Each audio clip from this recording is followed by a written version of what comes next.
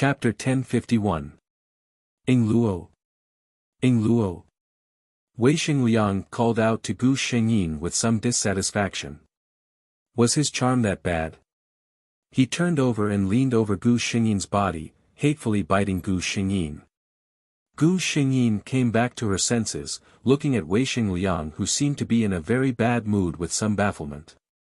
What's the matter? You're still not happy after eating meat? Her misty eyes made the dark fire in Wei Xingliang's heart quietly dissipate.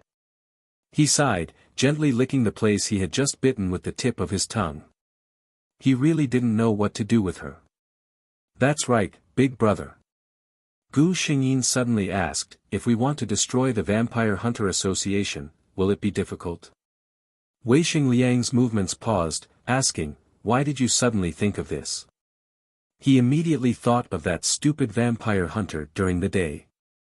Was Luo so angry? Since Luo didn't like it, then there was no use keeping the Vampire Hunter Association. He said carelessly, Vampire Hunter Association? That's the group that wants to destroy us vampires all day in the name of justice. They're just a bunch of mobs. If we really want to make a move, our Weixing family is enough. Gu Shengyin was secretly happy. But Wei Xingliang frowned. There are several high-level members in the Vampire Hunter Association who seem to have connections with other pureblood families. Gu Shengyin knew about this. When she read the original plot, she knew that the Vampire Hunter Association wasn't as righteous as they said. On the contrary, the association was divided into two factions, the radical faction and the moderate faction. The radical faction advocated that vampires and vampires couldn't coexist, and must be killed on sight. Like Xiao Zhonggui from before, he was a member of the radical faction. But the moderate faction was different. They had always strived to find a point where humans and vampires could live in harmony, and this had always been their goal for so many years. Both sides had always been committed to internal strife for their own interests, and had no achievements in dealing with vampires. In fact, many of the vampire hunters in the Vampire Hunters Association had already been contacted by some vampire nobles in private. Every time there was a big movement in the Vampire Hunter Association, a few of the vampire nobles would receive the news long in advance. Perhaps Xiao Zhonggui died without knowing that the Vampire Hunter Association, which had always been synonymous with justice and fearlessness in her heart, was actually so filthy. Gu Shengyin carefully thought again, and felt that dealing with such an organization didn't seem too difficult. System, I accept the mission. The system had mentioned before that this kind of additional mission would allow him to receive more souls after completing it. It was still profitable. Wei Xingliang looked up and saw that Gu Shengyin had fallen silent again. She thought that Gu Shengyin was dissatisfied with her words. He reached out and stroked Gu Shengyin's long and smooth black hair, coaxing softly, okay, if you really don't like the Vampire Hunter Association, I'll go visit those families tomorrow and let them know in advance.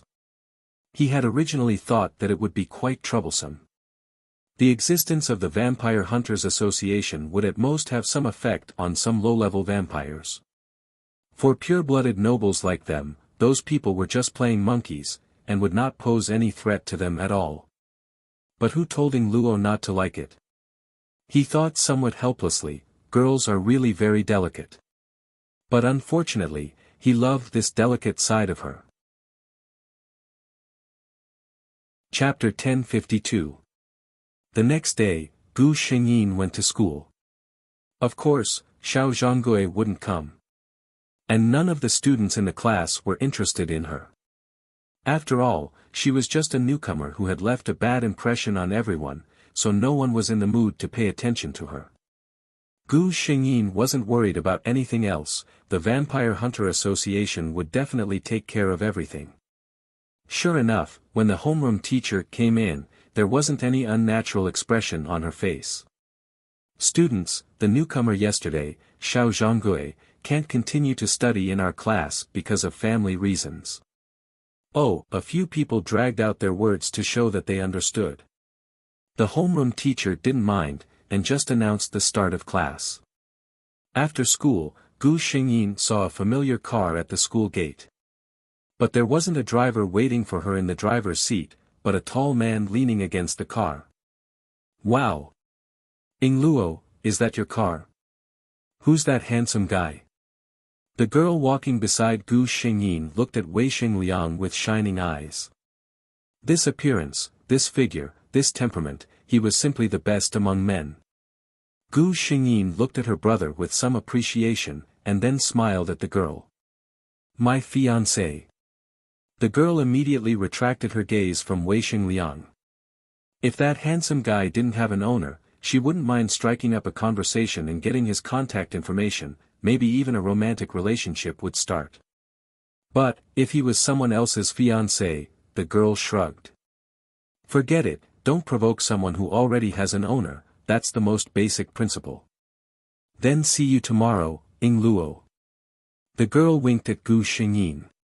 Then she lowered her voice and said mysteriously, "You're so lucky, your fiancé is so handsome, he even personally picked you up from school." She left enviously. Gu Xingyin walked towards Wei Xingliang. As soon as she came to his side, Wei Xingliang very naturally took her backpack with one hand, and skillfully pulled her hand into his embrace with the other.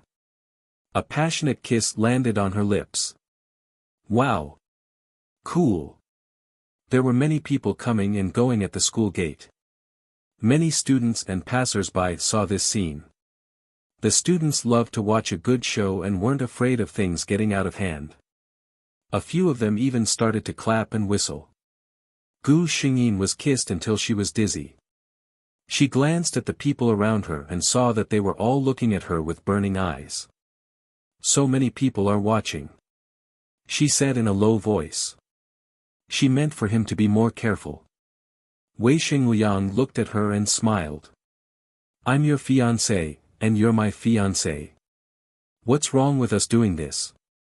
Just now, the conversation between Luo and that girl, although their voices weren't loud, he heard every single word. Hearing her proclaim that he was her fiancé, Wei Xingliang felt that the cold blood in his body, which was unique to vampires, seemed to be boiling. Luo, she could always control his emotions so easily. The two of them entered the car.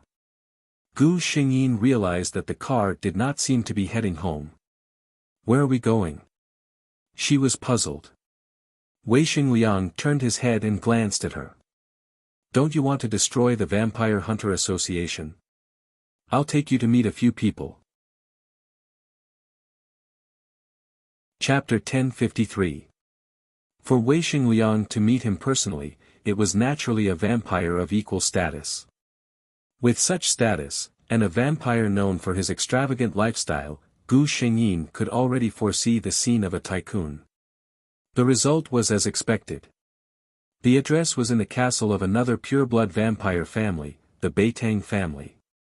When Wei Xingliang and Gu Xingyin arrived, the entire castle was already brightly lit. Faint noises could be heard from inside. A waiter respectfully came forward and led the two of them through the castle's gate. The scene before them appeared before their eyes. Almost at the same time, Wei Xingliang turned sideways, blocking Gu Xingyin's line of sight.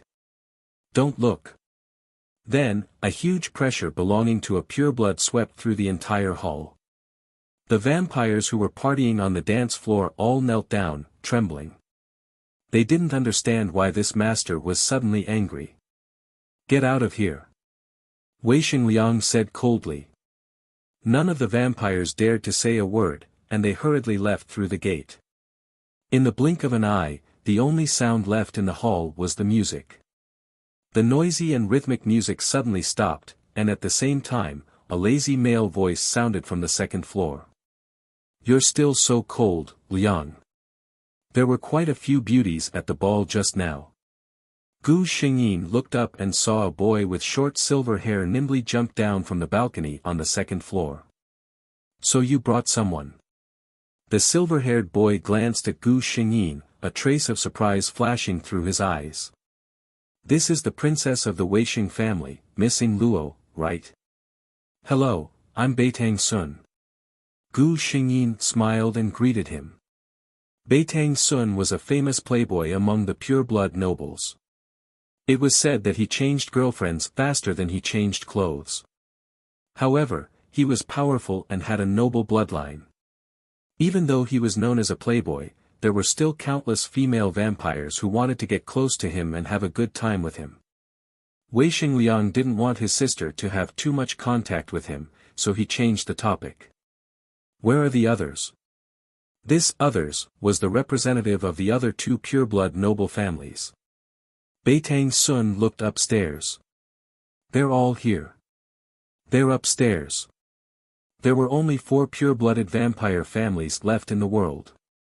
The Weisheng family, the Beitang family, the Fujiwara family, and the Suzumiya family. Of the 4 clans, the Weisheng clan was the most powerful. Therefore, when Wei Xingliang proposed a meeting, the other families could not refuse. Fujiwara Shizuru from the Fujiwara family and Gu Xingyin from the Suzumiya family had both met before, which saved him the trouble of introducing them. After the 5 of them were seated, Wei Xingliang went straight to the point.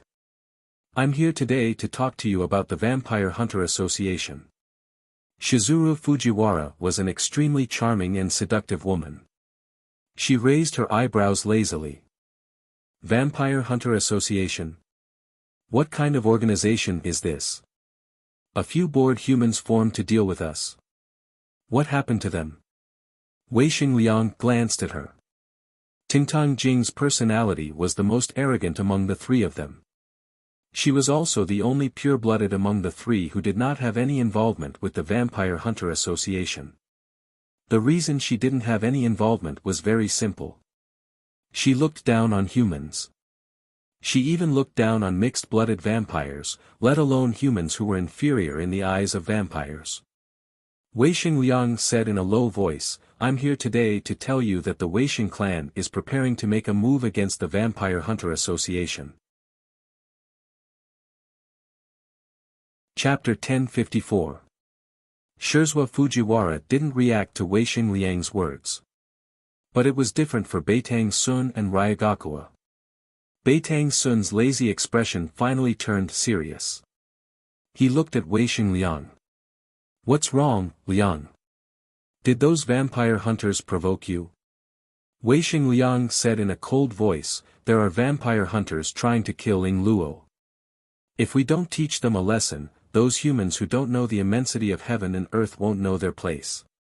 Beitang Sun looked strangely at Gu Xingyin, who had been silently sitting next to Wei Xingliang. He knew the power of a pure-blood. An ordinary vampire hunter couldn't do anything to a pure-blood like Wei Ying Luo. But Wei Xingliang was furious. He didn't want to let the Vampire Hunter Association off just because his sister was fine. Beitang Xuandai thought about it for a moment. What if she had a younger sister, and she was targeted by the Vampire Association, and they even came to attack her? His reaction would be, he was silent for a moment. What do you want to do? Absolutely intolerable. Ryagakuwa looked at Wei Xingliang. Wei Xingliang smiled coldly. What do I want to do?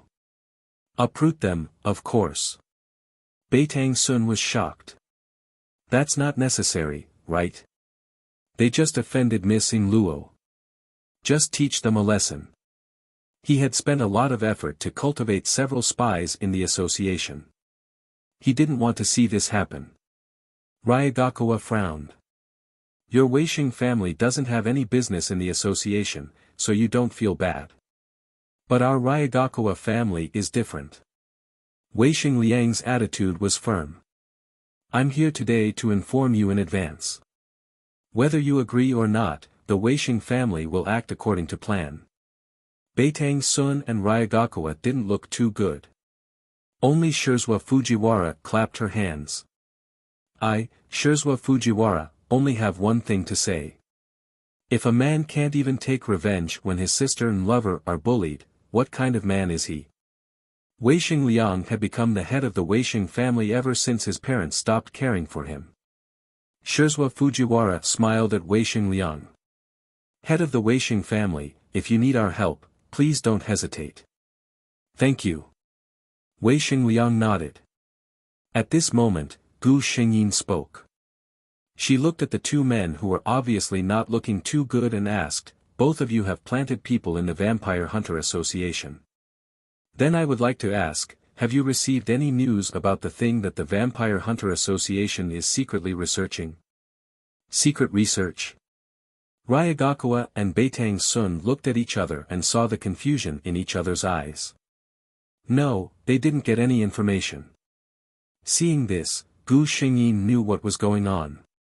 She said, "When the two of you go home, you can ask someone to investigate.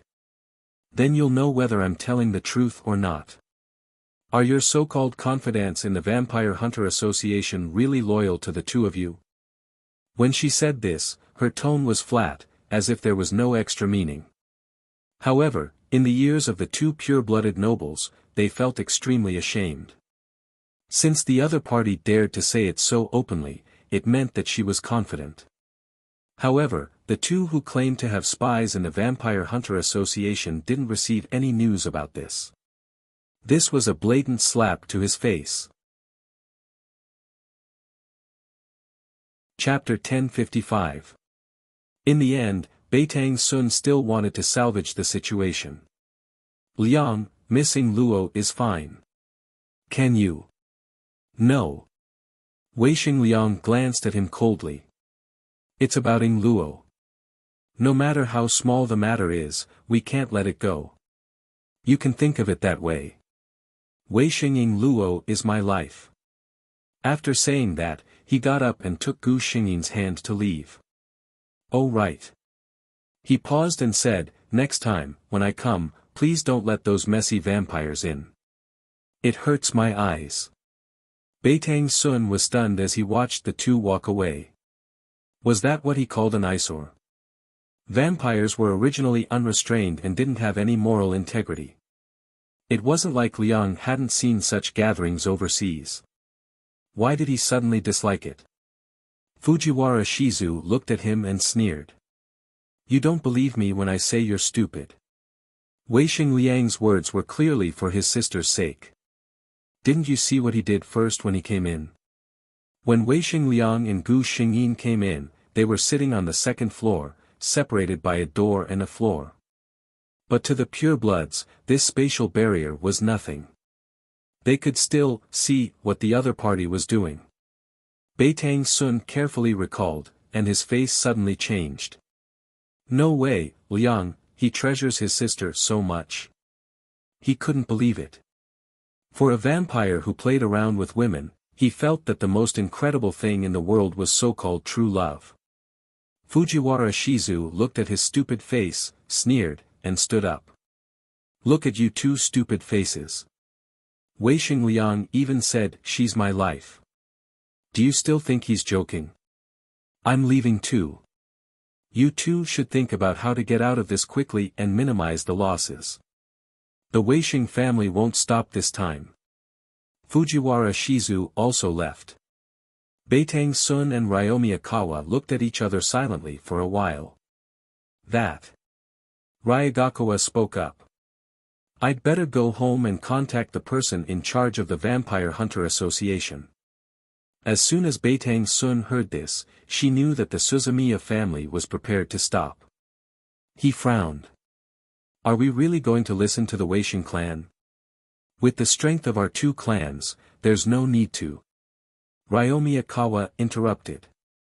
Kaoru, to be fair, destroying the Vampire Hunter Association is not a bad thing for us, is it? Beitang Sun was speechless. Of course, this was not a bad thing. No matter how much influence the two families had in the Vampire Hunters Association, the organization itself was still against all vampires. You're right. He sighed. I was wrong. That bit of energy and wealth was nothing to the Beitang clan. He might as well use this opportunity to curry favor with the Weisheng family. Gaining a favor from the strongest pureblood clan, the Weisheng clan, was far more valuable than anything else. On the other side, Gu Xingyin followed Weisheng Liang out of the Beitang family's castle. There was a smile on her face. She seemed very happy. What's wrong? Why are you so happy? Wei Xingliang couldn't help but smile. Because my brother said that I'm your life. Gu Xingyin smiled. This wasn't the first time she'd heard this from this man. But when she heard it, she felt the same joy in her heart. Chapter 1056. Little Fool. Wei Xingliang reached out and patted Gu Xingyin's head. He actually felt very novel. Ever since he was a child, his mother had told him that in the future, he, Wei Xingliang, would be the head of the Weixing family, and his younger sister, who was the same age as him, would be his future wife. So he had to work hard and make himself infinitely stronger. Because the women of the Weixing family were born princesses, they would receive the best protection and the best treatment. And the men of the Weixing family would always be the guardians of the women of the Weixing family. Before he was 10 years old, he and his younger sister lived together. The little Weixing Luo liked to stick to this handsome and very powerful brother of his. At that time, the relationship between the brother and sister was very good. Later on, he was sent abroad by his parents for 7 years. That was almost half of his entire life. That little girl in a pink tutu who would softly call him brother in his childhood was becoming more and more blurred in his memory. He liked his younger sister, but he didn't love her. But he had never doubted that he would marry Ying Luo. This was something that was destined from birth. He would be good to her for the rest of his life, but he might not be able to give her his true heart. This was what Wei Xingliang had always thought. Until this unexpected return to the country. That little girl in his memory had become such a lively young girl. When she threw herself into his arms with a smile, his cold heart actually jumped at that moment. The young girl in his arms smiled like a flower, with an innocence that didn't know the ways of the world. But she could still wear such a smile and take someone's life without batting an eyelid. Wei Xingliang looked at this scene and felt that his body temperature had never been so high. As a vampire, he actually had the feeling that his blood was boiling because of her. He knew that he had fallen in love with her. What a strange and natural thing. He had only been back for a few days, but he already loved her to the bone. But she was his destined wife. What was wrong with falling in love with her? Brother? The young girl's puzzled voice brought him back to reality. Brother, what are you thinking about? Wei Xingliang lowered his head and looked at the young girl who was looking up at him with concern. He smiled. I'm thinking, when is the best time for me and my Ying Luo to get married? He watched as the girl's face blushed instantly because of his words. Gu Xingyin really didn't think of this. Although the two of them had done what they were supposed to do, Wei Xingluo's body wasn't even 18 years old. Although vampires didn't care about whether they had reached adulthood or not, wasn't this a little too early? Gu Xingyin voiced her thoughts. Wei Xingliang narrowed his eyes. Too early. With a tug of his hand, he pulled her into his embrace. Wei Xingluo still had the appearance of a young girl. She wasn't short among humans, but she wasn't tall either. On the other hand, Wei Xingliang was tall and had long legs, broad shoulders and a slim waist. With this hug, he pulled the girl into his embrace and hid her completely, not revealing anything. Haven't you and I done everything we should? Was our marriage contract set the moment we were born? Besides marrying me, do you still think of anyone else? What's the difference between us living together now and after marriage? So, do you still think it's too early? Chapter 1057. Gu Xingyin was left speechless by Wei Xingliang's questions. It seemed that there was no difference between what he said and what he said.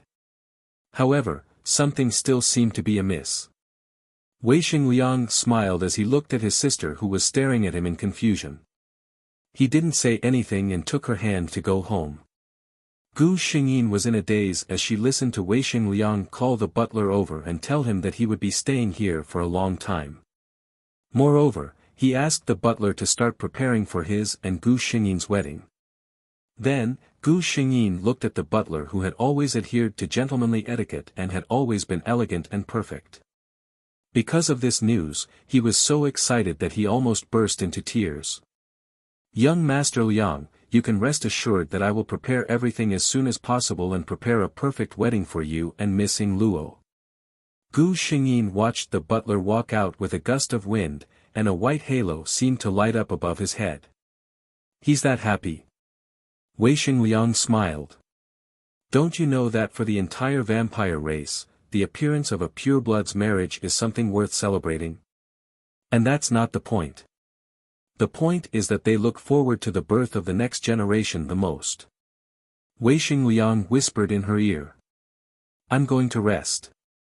I have to get up early for school tomorrow." Gu Xingyin cleverly changed the topic. Such a dangerous topic, she absolutely couldn't continue. And the matter of the Vampire Hunter Association seemed to have been temporarily put on hold. Gu Xingyin asked Wei Xingliang, but Wei Xingliang only said that it wasn't time yet. "Trust brother, you don't have to worry about this matter. I will take care of it." Since Wei Xingliang said such words, Gu Xingyin didn't say anything more. Anyway, the mission mentioned by the system was to destroy the Vampire Hunter Association. It didn't say that she had to do it herself. Then, as long as the result was no problem, there wouldn't be a problem. Anyway, there wouldn't be anyone in the Vampire Hunter Association who could threaten her. The next day, Wei Xingliang personally sent Gu Xingyin to school. He seemed to have fallen in love with the feeling of taking care of everything around Gu Xingyin. "I'll pick you up in the afternoon." He leaned over and kissed the corner of Gu Xingyin's lips. Then, he got out of the car and opened the door for her. Gu Xingyin walked into the classroom as usual. "Wei Xingyin Luo." An arrogant voice came from outside the classroom. Gu Xingyin looked over. A handsome boy with dyed yellow hair and silver cross-shaped earrings was looking at her. Song Hai. It was said that his family background was very powerful. In St. Radia High School, where the rich were everywhere, his family situation could be considered to be one of the best. It was rumored that this person had a bad temper. Although he was very handsome, his reputation was not very good. Not many girls dared to provoke him. Gu Xingyin thought about it carefully. She did not know this Song Hai. In her impression, the two of them had never interacted before. Her deskmate Lily whispered to her, "Ing Luo, do you know this Song Hai?" Gu Xingyin shook her head, "I don't know." "Wei Xingyin Luo?" Outside, Song Hai didn't hear any response from Gu Xingyin, so he frowned and shouted. Seeing that everyone's eyes were on her, Gu Xingyin stood up. "May I ask this classmate, why are you looking for me?" she asked.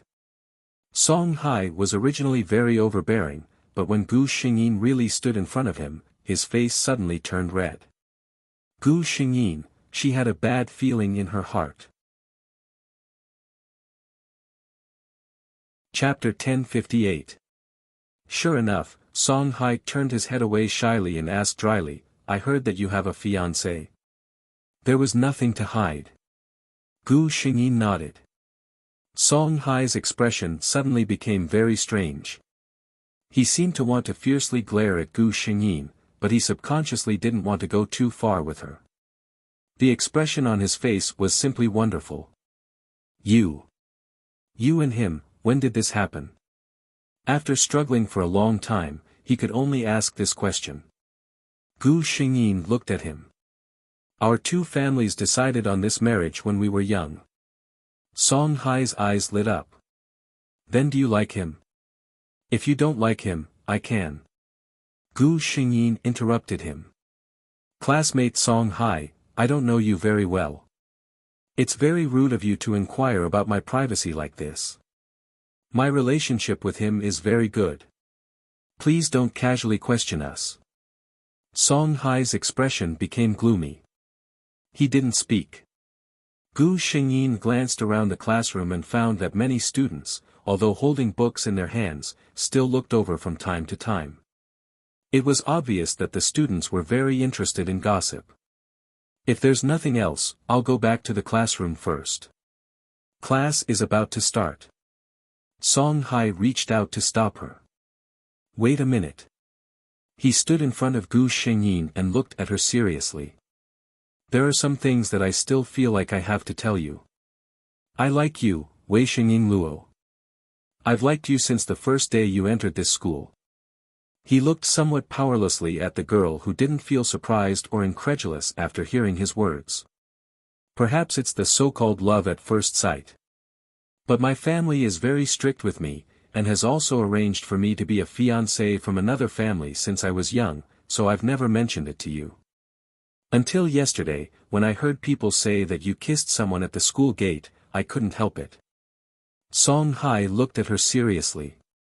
Even if I know that it's impossible for me to be with you, I still want you to know that there's a boy who has liked you for a year. Finally, I wish you happiness. Gu Xingyin finally looked up. Thank you. When the bell rang, she walked past Song Hai and into the classroom. Song Hai wasn't in a hurry to go to class. Instead, he stood there quietly, watching the delicate girl walk away without looking back, getting further and further away from him.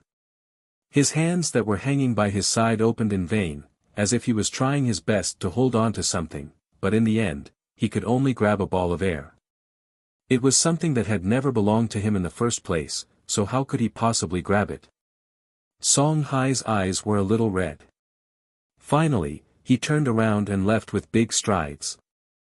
Gu Xingyin's desk mates still wanted to gossip with her, but Gu Xingyin didn't want to use a teenage boy's crush as a topic for others to gossip about, so she brushed him off with a few words. What she didn't expect was that after school, Wei Xingliang would kiss her again at the school gate. What are you doing? Gu Xingyin looked at him reproachfully. This man, did he think that she was too low-key in school? Wei Xingliang's eyes intentionally or unintentionally swept across a certain place, and then gently pecked her moist red lips. Declaring sovereignty. What? Gu Xingyin felt a little strange. Her heart suddenly moved, and she suddenly saw Song Hai's figure in the crowd. Chapter 1059. Sure enough. She didn't know whether to laugh or cry as she looked at Wei Xingliang. How did you know? No, the point is it worth it? Wei Xingliang glanced at Song Hai, who had been watching them from the crowd.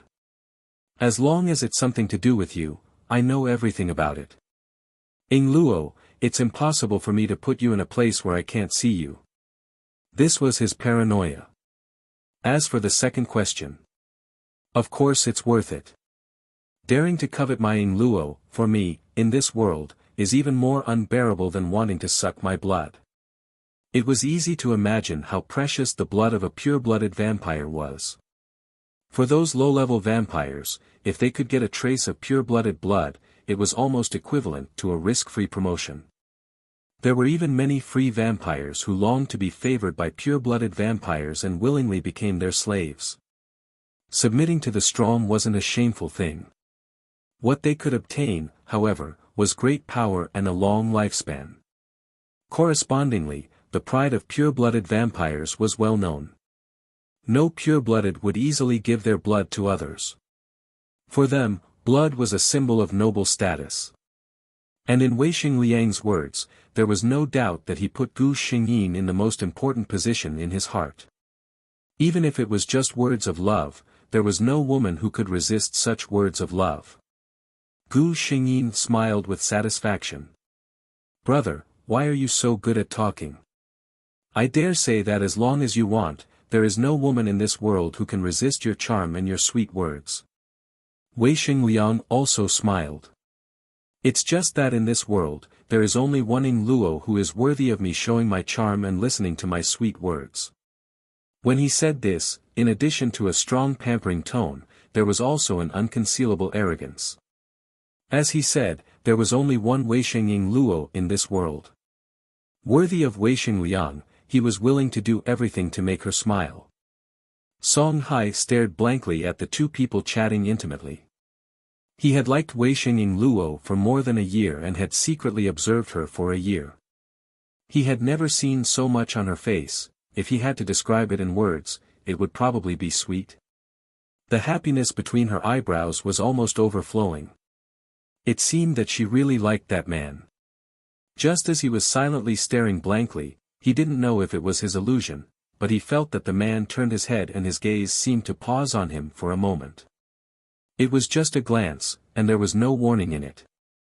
It was as if it was just a casual glance, but it made him feel as if he had fallen into an ice cave. By the time Song Hai reacted, the two of them had already gotten into the car and left. "Why did you have to scare him?" Gu Xingyin complained. She had clearly seen that Wei Xingliang's glance was not a simple one. Song Hai would probably have nightmares for 2 days after experiencing this. Wei Xingliang asked her innocently, "What? What was he trying to scare? Why can't I understand what you're saying?" Gu Xingyin looked at the man who had a serious expression and a smile on his face. He looked like a male god. "As long as you're happy."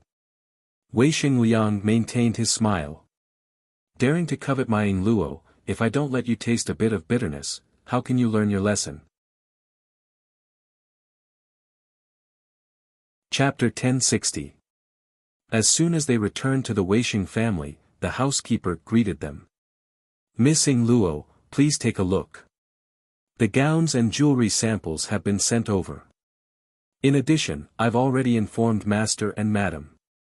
They will be back in 3 days," and, as soon as the housekeeper saw Gu Xingyin, he began to ramble. Gu Xingyin once again realized that she would soon be entering the hall of marriage. Although she had already been married countless times. Wei Xingliang smiled as he watched his sister being helplessly dragged by the housekeeper to try on a variety of dazzling jewelry and gowns. The housekeeper turned around. "Young Master Liang, you should also go to the 3rd room on the left on the 1st floor. There's a designer waiting for you." Wei Xingliang, whose smile had not yet faded, was speechless. Fortunately, he always had the same elegant appearance in front of outsiders. "Okay, thank you, housekeeper. Brother, I don't want to go to school." After dinner, the two walked hand in hand in the back garden of their castle. "Okay, you tell the housekeeper. He'll take care of the follow-up." Wei Xingliang agreed.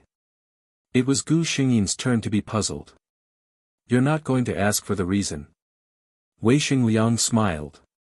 "Human knowledge is of no use to us. If you don't like it, of course you won't go. Why do you need a reason?" Gu Xingyin was speechless. Having a brother who unconditionally pampered you and indulged you was both sweet and sad. She laughed softly. "You'll spoil me." Wei Xingliang's voice was low and mellow. In the gentle night breeze, it was like the coldest wine. "If I spoil you, then so be it. I'll spoil you. Who dares to say anything?" Then, his hand was grabbed by Gu Xingyin. "Brother, feel it carefully." A turbulent power surged in his blood. Even though there were 2 layers of skin between them, Wei Xingliang could still feel the enormous power. "Ying Luo." He looked at his sister with some surprise. Gu Xingyin said, "I can't control this power anymore, so I don't want to go to school." "You silly girl." Wei Xingliang's somewhat anxious voice reached her ears. Then, Gu Xingyin felt her body being embraced in a broad embrace. It wasn't warm, but it was addictive and comforting. "Don't you feel uncomfortable? Why do you care about other people's feelings? It's not a problem to wipe those people's memories. There are so many ways, but you just have to choose the one that makes you suffer the most." He scolded her with some heartache. Gu Xingyin took a deep breath of the refreshing lotus fragrance. Although she had already guessed her lover's personality, she was still very happy to hear his words for real. Feeling such a strong power in her body, his first reaction was not to suspect the source of this power, but to be concerned about whether her body was in pain. How could she let such a man? Such a man belonged to her, Gu Xingyin. Wei Xing said. Wei Xing Liang snorted, Wei Xing Luo, have I been too gentle with you? Do you feel uncomfortable? Gu Xingyin Wei Xing Liang looked at his appearance and could only compromise. Okay, actually. I still feel a little uncomfortable. Wei Xing Liang raised an eyebrow. A little? Gu Xingyin Wei Xing Liang gave up. It's actually very uncomfortable. Wei Xing Liang was satisfied. He said in a deep voice, Wei Xing Luo, you have to remember that from now on, your entire body is mine. If you don't cherish your body, don't blame me for being impolite. Chapter 1061. Gu Xingyin was right. Pure-blooded nobles were powerful. Even if the vampire hunters knew about them, they wouldn't dare to provoke them. However, the low-level vampires who wandered the world at night were different. In fact, the targets of vampire hunters were often the vampires themselves. As the pure-blooded vampires, the Weisheng family was like an emperor among the vampires. Naturally, they couldn't turn a blind eye to this kind of thing. Weisheng Liang pondered for a moment and finally sighed. I've always sent people to keep an eye on the Vampire Hunter Association. The people who are prepared to deal with them have already been prepared. He looked at Gu Xingyin. Originally, I wanted to make a move on our wedding day as a wedding gift to you. But now, it seems that the plan will have to be brought forward. Wedding gift? Gu Xingyin didn't know whether to laugh or cry. Destroying an association as a wedding gift for his wife. Only the man in front of her could come up with such an idea.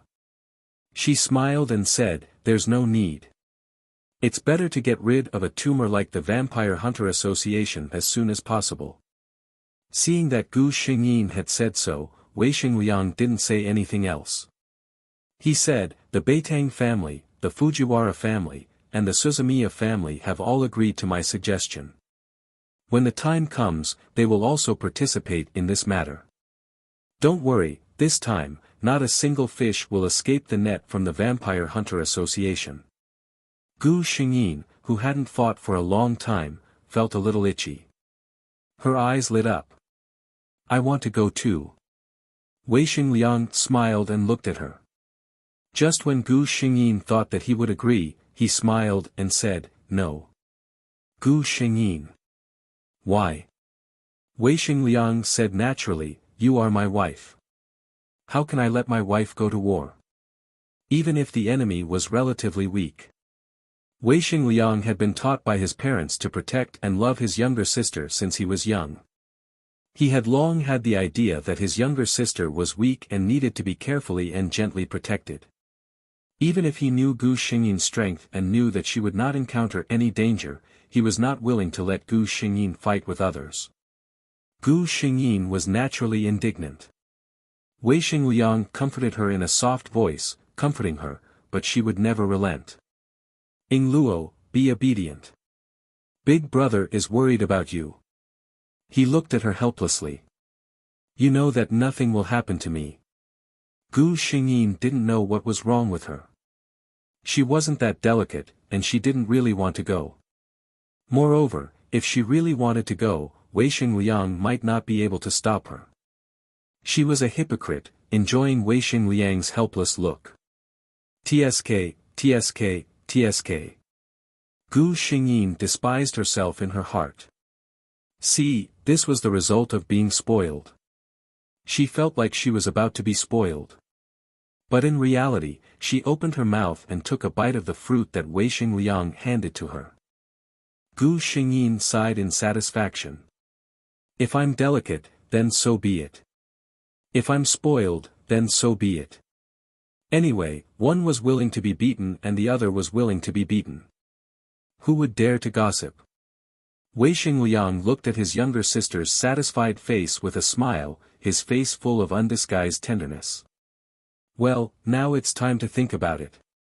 After the Vampire Hunter Association matter is over, where will the two of them go for their honeymoon?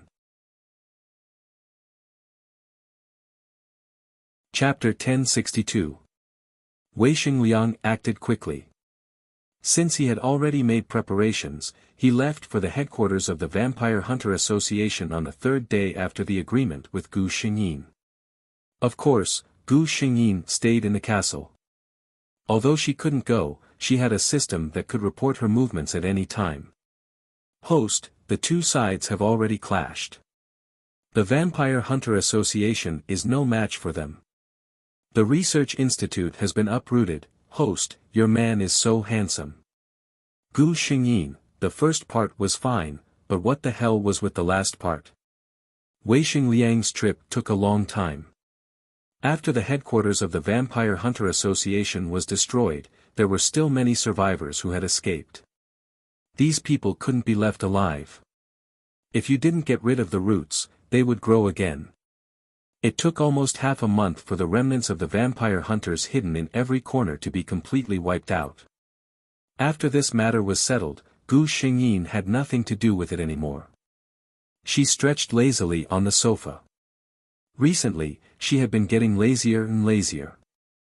The wedding of the two arrived as scheduled. The wedding of a pure-blooded aristocrat, coupled with the Weisheng family's influence in this world, was so grand that it attracted everyone's attention. Of course, they didn't hold the wedding in a church, nor did they ask a priest to be their witness. A pair of vampires asking a priest to bless them, wasn't that a joke? Although some of the guests present felt a little strange about this, they were only puzzled in their hearts. After all, it was someone else's wedding. Perhaps they wanted to do something different. Gu Xingyin got married under everyone's witness. During the day, the guests dispersed. The nightlife of the castle had just begun. Gu Xingyin and Weisheng Liang changed into more exquisite gowns. Under the witness of all the vampires, they intertwined their necks and pierced their fangs into each other's neck. This was the true mating ceremony of the vampires. Feeling the other's blood flow into their bodies, their cold hearts beat with each other's heartbeats. Gradually, the two hearts beat as one, and they could even feel each other's thoughts. Releasing his grip, the bite wound healed completely. The vampires below bowed in unison in the direction of the two of them, congratulating them. Next, it was the start of a beautiful night. The young, beautiful, and low-level vampires loved such occasions the most. Because here, they could see many adults that they would never see on a normal day. If he was lucky enough to have a good time with those big shots, and if they were happy, they would take him under their wings. That would be equivalent to reaching the heavens in a single bound. Gu Xingyin was dragged outside by Weisheng Liang to the rooftop of the castle. Gu Xingyin looked at him in confusion. Based on her understanding of this man, he definitely wouldn't waste such a beautiful night like this. What are you doing here? Soon, Weisheng Liang told her what he wanted to do. He took her hand and led her to the highest point in the city. Tonight's weather was very good, and the sky was full of stars.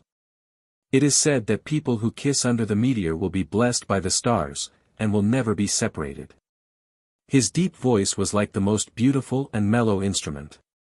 I, Weisheng Liang, never believed in such things, but in Luo, for you, I am willing to try. Gu Xingyin closed her eyes, and a cool touch greeted her. Behind them, endless stars fell from the sky. With the stars in the sky as proof, I, Weisheng Liang, and Weisheng Luo, will never be separated. Chapter 1063. System, I've estimated that I'll be able to bring it back to life in at most 10 more worlds. Gu Xingyin tilted his head and looked at the frail little kingfisher in his palm. There was a hint of a smile in his voice.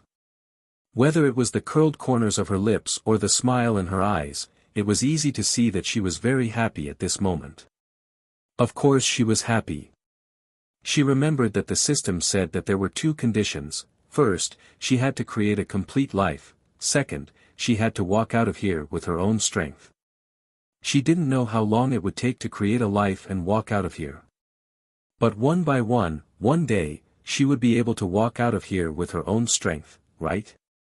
She felt that she was full of fighting spirit and energy. Let's go to the next world. System. Yes, host. When he opened his eyes, Gu Xingyin felt pain coming from his elbows, knees, and other parts of his body. Was he injured? She looked around and found that she was in a very simple room. Other than the bed, there were only a few stools and a wooden table with a teapot on it. No matter how she looked at it, the owner of this room lived a very poor life. However, even though the room was simple, it wasn't sloppy. It wasn't something that was unbearable. Gu Xingyin started to accept the memory transfer of this world. The owner of this body was called Chu Feilwan, the princess of Tianzi country. But this princess didn't like to dress up and preferred to be armed. She wasn't interested in the luxurious life in the palace, but she liked to play with swords and spears. She was the only daughter of the emperor of Tianzi country. The emperor doted on her to the bone and naturally didn't want her to be unhappy. The usually wise and mighty emperor was unexpectedly willful for once. He hired the best martial arts teacher for his daughter and personally sent her to the battlefield when she was 18 years old. This was something that many people, including Chu Feilwan's mother, couldn't understand. The emperor said, "My daughter is an eagle that belongs to the sky.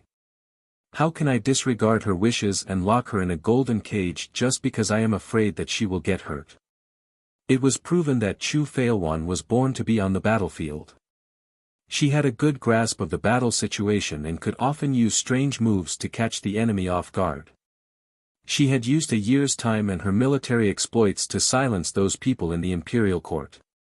She was Tianzi's goddess of war, and the emperor loved her like a treasure. He even said in front of the entire court, "This daughter of mine is a treasure bestowed to Tianzi by the heavens. If she is willing, I am willing to pass on the throne to her and let her become Tianzi's honorable empress." He said if Chu Feilwan was willing. Everyone knew that Chu Feilwan didn't want to get involved in the imperial court. She only liked to fight. She enjoyed the sense of accomplishment when she arranged her troops and led them to beat the enemy until they fled. Chu Feilwan was 83 years old. She had led the soldiers of Tianzi kingdom through hundreds of battles. There were injuries, there were life and death situations, but there had never been a single defeat. This was a legend in itself. She was also the only woman in the history of Tianzi country who was crowned as empress while she was a princess. The empress of Qinghuan had lived through 3 dynasties, and all the emperors of the 3 dynasties regarded her as the indispensable pillar of the country. She was a woman who lived a more exciting life than men. Chapter 1064. Just by looking at the plot, Gu Xingyin felt a sense of yearning for this legendary woman.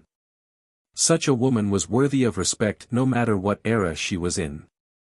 However, a small accident completely disrupted Chu Feilwan's life.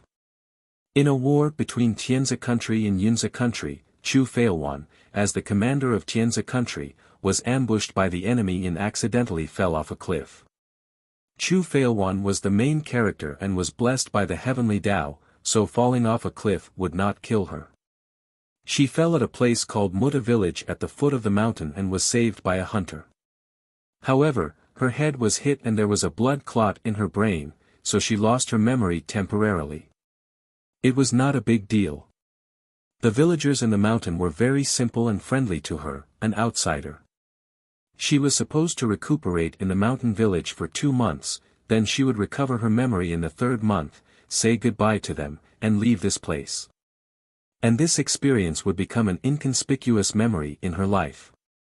However, a person who was not supposed to be here appeared and turned this place into Chu Feilwan's burial place. A girl from the modern world entered the body of a girl named Xiu. Gu Xingyin knew that this world was like a TV series to that outsider. Chu Feilwan was the female lead of that TV series. That outsider died because the circuit in her house caught fire.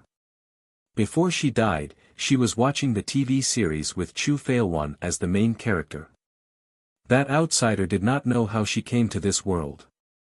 The point was that when she came here and saw Chu Feilwan, who was seriously injured and unconscious, she finally understood where she was. The outsider did not feel sad. On the contrary, she was very happy. She knew the whole story of this world and felt that she was blessed by the heavens to be able to come to this world. Could it be that she was the female lead in a time travel novel? In the beginning, she had planned to rely on Chu Feilwan. After all, Chu Feilwan was a princess, so the outsider wanted to rely on Chu Feilwan to leave this place. However, although Chu Feilwan had lost her memory, she was very sensitive to people's thoughts. She didn't know what this outsider was thinking, but she could keenly sense that he didn't have any good intentions towards her. The outsider wanted to please Chu Feilwan but failed, so he started to feel resentful. In addition, Chu Feilwan was seriously injured and looked weak and pale. She actually had a vicious thought in her mind. That outsider was a surgeon in the modern world. Through some kind of luck, he obtained a medical manual left behind by the legendary ghost doctor, which recorded all kinds of strange and cruel methods. One of them was to change his face. Although it was called changing one's face, it was actually changing one's face in the way one wanted through surgery and drugs. It was a long process, and Chu Feilwan had only stayed here for 3 months. The goal of the outsiders was to make him Chu Feilwan. When Chu Feilwan was still recovering from her injuries, she secretly killed her and peeled off her face meticulously. Then, she took Chu Feilwan's body away and left the place. Chapter 1065. Chu Feilwan was originally an outsider, so when she suddenly disappeared, the people in the village would at most find it strange. It was very dangerous in the forest, so they would not take the risk to look for an outsider. Xiu was a girl, so her status in the family was not as high as her 2 younger brothers. Her parents did not like her, so they went out to look for her, but did not find her, so they left her alone. The outsider who had taken over Xiu's body found a place to hide in the forest for a period of time, and wore Chu Feilwan's human skin mask on her face. Then, she was found by the people of Tianzi country who came to look for her. That outsider pretended to lose her memory, and fooled them for a period of time. She turned herself into Chu Feilwan. In this way, Chu Feilwan was still the legendary princess, but no one knew that the real princess's body had been exposed in the wilderness, and even her soul could not rest in peace. Knock knock knock. Gu Xingyin's thoughts were interrupted by a knock on the door. She came back to her senses, and saw a thin figure pushing the door open and walking in. She was just thinking about her, and here she was. Ah! Xiu was startled by the cold gaze of the woman on the bed. Gu Xingyin quickly came back to her senses, and realized that she had been affected by the plot, and could not control her emotions towards this woman. That's right, this woman was the outsider who had taken over Xiu's body. She adjusted her state of mind, and her eyes regained their usual calmness and coldness. "Who are you?" she asked. Xiu was a little confused and excited at the same time. When she had just transmigrated to this world, she had broken down when she saw the environment in her house, and found out that she had come to a remote mountain village. Others transmigrated to princesses, daughters of noble families, and strong women, but why did she transmigrate to a poor peasant girl? But when she found out that she was called Xiu, had 2 younger brothers, and that there was a hunter named Shirley in this mountain village, her mind became active. All these were so similar to the TV series she had just watched. Especially when Xiu's mother said this morning that Big Stone had found a girl covered in blood in the mountains. This was obviously the plot of Qinghuan King. Axiu was pleasantly surprised. She felt that she seemed to have found a way to leave this place. That was the legendary princess. If she remembered correctly, she would be found by Tianzi's people in 2 months and leave this place. If he could win her favor and then show her his unique medical skills, it would definitely arouse her interest. If that was the case, why would he have to worry about not being able to leave this damned place? The more Axia thought about it, the more excited she became. She rushed here excitedly without even having lunch. Who would have thought that at first glance, she would be frightened by the coldness and killing intent in his eyes?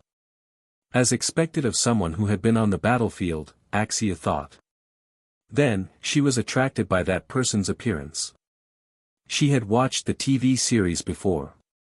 The female lead, Chu Feilwan, was the most popular actress at the moment. Of course, she was beautiful. After all, Chu Feilwan, the Queen of Qinghuan, was the most beautiful woman in the 5 continents and 12 countries. She was beautiful enough to topple cities. However, when she saw her in person, she finally understood why she was the #1 beauty in the 5 continents and 12 countries. Chapter 1066. This woman, even if she was wearing the rough cotton clothes of a peasant woman in the mountains, because she was lying in bed, there were no hairpins in her hair, and there was no makeup on her face, she, as a woman, was stunned at first sight. How could there be such a perfect appearance in the world? Even if she was looking at her expressionlessly, she would not feel uncomfortable. Beauties always had unlimited privileges. She smiled. I heard from my mother that Brother Dashi saved a girl, so I came to see her. The Brother Dashi she mentioned was Shirley, the man who saved Gu Xingyin. Gu Xingyin did not have a good impression of this woman at all, so when he heard her say such words, he immediately retorted, "So, you're done now? Can you leave now? I'm injured now, and the owner of this house is not at home, so I can't entertain you." She chased her away in an obvious way. Xiu's face changed. She did not expect Chu Feilwan to speak so rudely. But she still had her own purpose. She pretended that she did not understand Gu Xingyin's words, but widened her eyes and showed an envious look, saying, "Sister, you're so beautiful. I've never seen a woman more beautiful than you. I'm Xiu, a peasant in this mountain. Sister, what's your name?" Although she already knew in her heart, she still wanted to confirm if this person was really Chu Feilwan. Gu Xingyin was very cooperative. "My head is injured, so I don't remember anything in the past." When Wuxia heard this, she finally set her mind at ease. Although she was very willing to stay and talk to Gu Xingyin was not very cooperative. Besides, Gu Xingyin's face was pale and bloodless. Xiu knew that if she disturbed her too much, it would make her feel disgusted, so she had to go out unhappily. Not long after she left, the owner of this house came back. At the first sight of Shirley, Gu Xingyin's eyes lit up. This man's figure was very strong, and his skin was a healthy bronze color due to years of sun exposure. Now that it was spring, the thin spring shirt could not hide the powerful muscles on his arms. The man had thick eyebrows and big eyes. Although he could not be considered handsome, he had a heroic and masculine aura. He was an unyielding man. Anyone who saw this man for the first time would have such an adjective in their mind. Most importantly, Gu Xingyin sensed a familiar aura from him. However, when this tall and handsome man saw Gu Xingyin, he stuttered, You're awake." He seemed to be at a loss. When he saw Gu Xingyin looking at him coldly, he became even more flustered. When I went out to hunt last night, I happened to see you fainted in the forest, so I carried you back." After he finished speaking, he noticed that Gu Xingyin was still looking at him without saying anything. He blushed. "Don't worry, I didn't sleep in this house last night. I also asked the neighbor, Aunt Zhang, to change your clothes for you." Okay, I know." Gu Xingyin finally spoke. "Thank you." Even if she was thanking him, she did not show any extra expression on her face. Seeing that Gu Xingyin had finally spoken, Shirley finally heaved a sigh of relief. He did not care about her indifference. It was reasonable for such a girl to be a little wary when she was brought home by a strange man. Chapter 1067. Gu Xingyin wanted to laugh when she saw him like that. But she had to hold it in. Chu Feilwan's character was cold and arrogant. She was always cold and indifferent to people she wasn't close to. She looked down and saw Shirley holding a basket in his hand. Seeing her look, Shirley remembered why he was here. He quickly took the basket in his hand. You must be hungry after lying down for so long. This is the porridge I made. I put some mountain delicacies and wild bird meat in it. It's delicious. Have a taste. Shirley said excitedly. After a while, he realized that she did not say anything. He smiled awkwardly. Gu Xingyin looked at him and said in a low voice, "Thank you." "You're welcome." Shirley grinned. Gu Xingyin lowered her head and ate the porridge slowly. Her movements were slow and elegant. Shirley's eyes almost popped out of their sockets. He never knew that there was someone who could make porridge look so good. He always felt that when this young lady held it like this, his coarse porcelain bowl seemed to have become more precious. She looked so good, and her movements were so. What was the word again?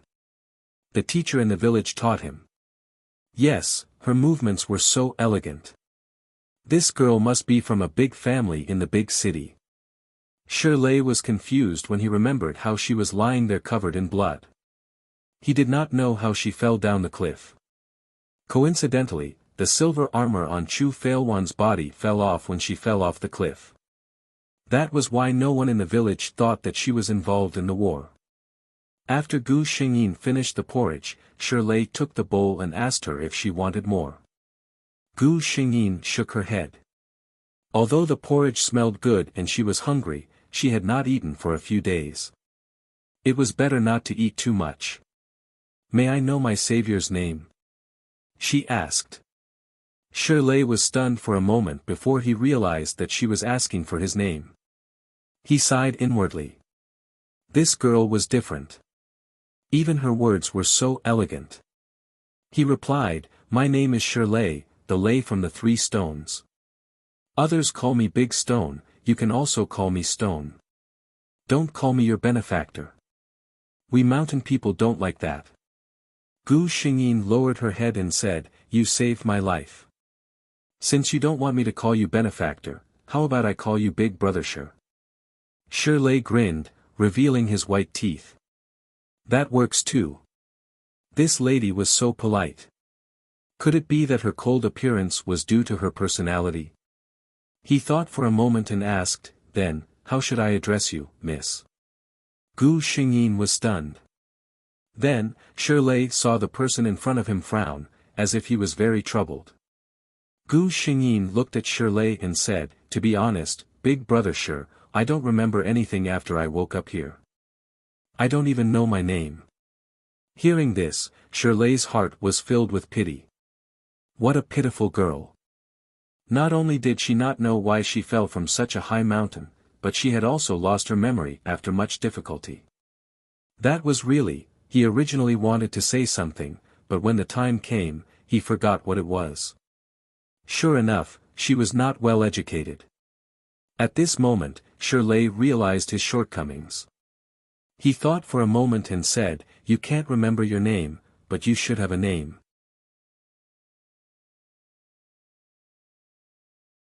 Chapter 1068. Suddenly he thought of something and said to Gu Xingyin, "Wait a moment." Then Gu Xingyin saw him get up and bend down, seemingly taking out a small wooden box from under the bed. The wood was still very new, apparently the box had just been made. Shirley opened the box and handed it to Gu Xingyin. Inside was a milky white jade pendant and a white jade hairpin of the same color.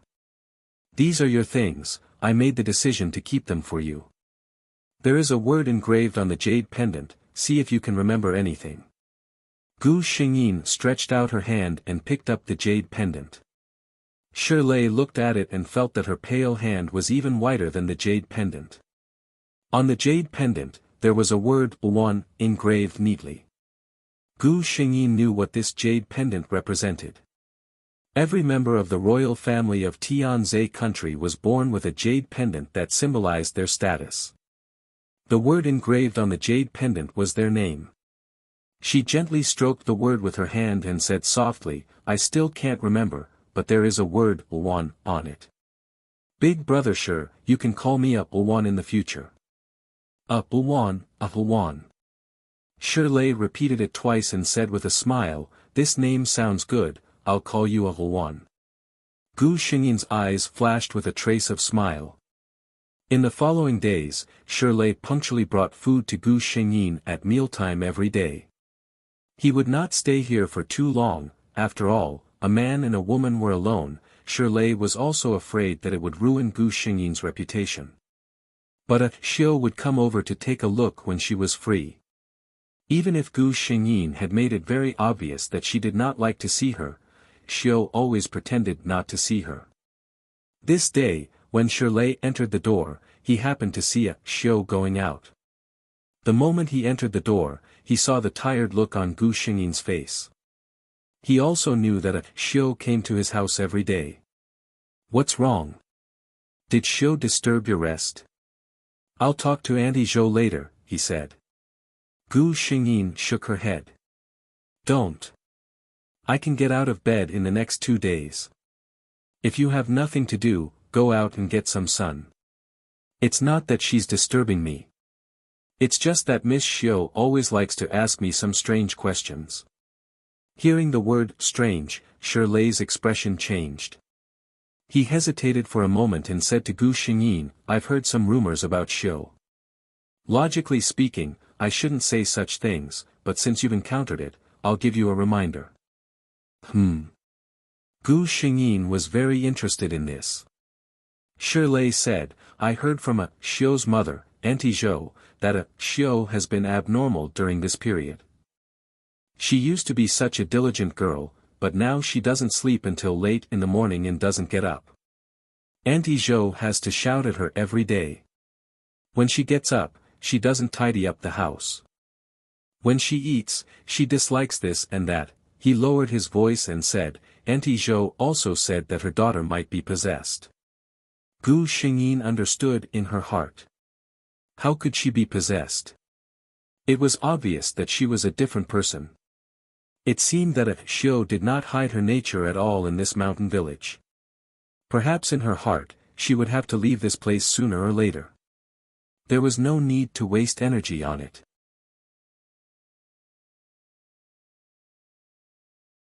Chapter 1069.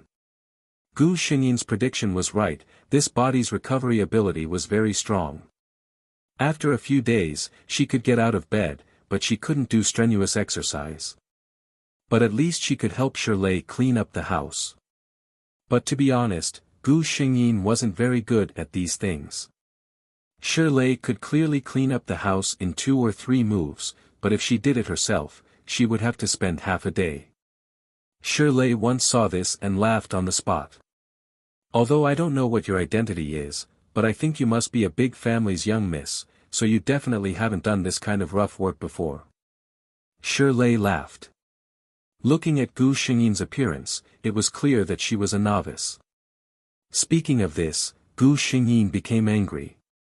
When she came to this world to draw skills, even a life skill would have been good, but what did she get in the end? Congratulations to the host for obtaining the weak and delicate, sickly beauty aura. When you show a delicate and pitiful appearance, you will automatically beautify yourself and obtain a beauty bonus effect. Gu Xingyin, she thought for a long time before she finally remembered where this so-called weak and delicate beauty aura came from. But, what was the use of this? She was Tianzai's goddess of war. Who would have thought that the Green Phoenix King would put on a pitiful look with a cold face? At this point, Gu Xingyin no longer had any hope for the skill draw. Back to the main topic. After confirming that she really wasn't good at cleaning up the house, Gu Xingyin turned her gaze to the kitchen. Fortunately, her cooking level was still there. The system gave her the maximum level of her cooking skill. So when Shirley came back from hunting one day and smelled the food coming out of his house, he thought that something had happened at home. Until the calm-faced Gu Xingyin came out with 2 dishes and put them on the table.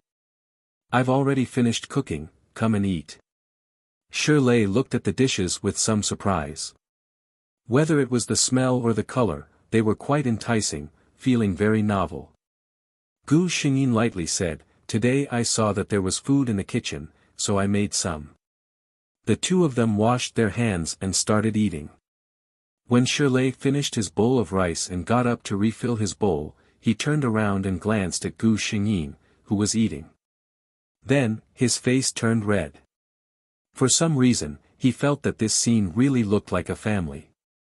Gu Xingyin glanced at the person who could still giggle while eating and did not say anything. Instead, Axiu came over right after the two of them finished their lunch.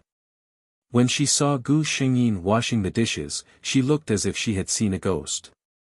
"You! How can you wash the dishes?" She was the famous Qingluan king in the history of the Qingluan dynasty, a princess with golden branches and jade leaves, yet she was washing dishes in such a small mountain village. Gu Xingyin looked at her strangely. "Miss Xiu's words are strange, why can't I wash the dishes?" Xiu's eyes widened. "But you, how can you wash the dishes?" Gu Xingyin paused and looked at Xiu indifferently. "I am. Does Miss Xiu know who I am?" Axiu quickly shook her head. "How can I know who you are? I just think that such a beautiful woman like you washing the dishes is an insult to her hands." Gu Xingyin lowered her head and looked at her hands. It turned out that washing dishes could be insulted. Shirley had been frowning and looking at this side. Seeing this, he said to Axiu, "Miss Xiu, I just heard Aunt Zhou calling you to go home. You should go back quickly, or you will be scolded later."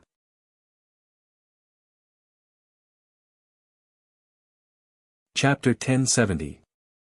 Xiu's expression changed. She had been in this world for nearly a month. If she had to name one person she was afraid of, it must be Xiu's mother, Aunt Zhou. There was no other reason.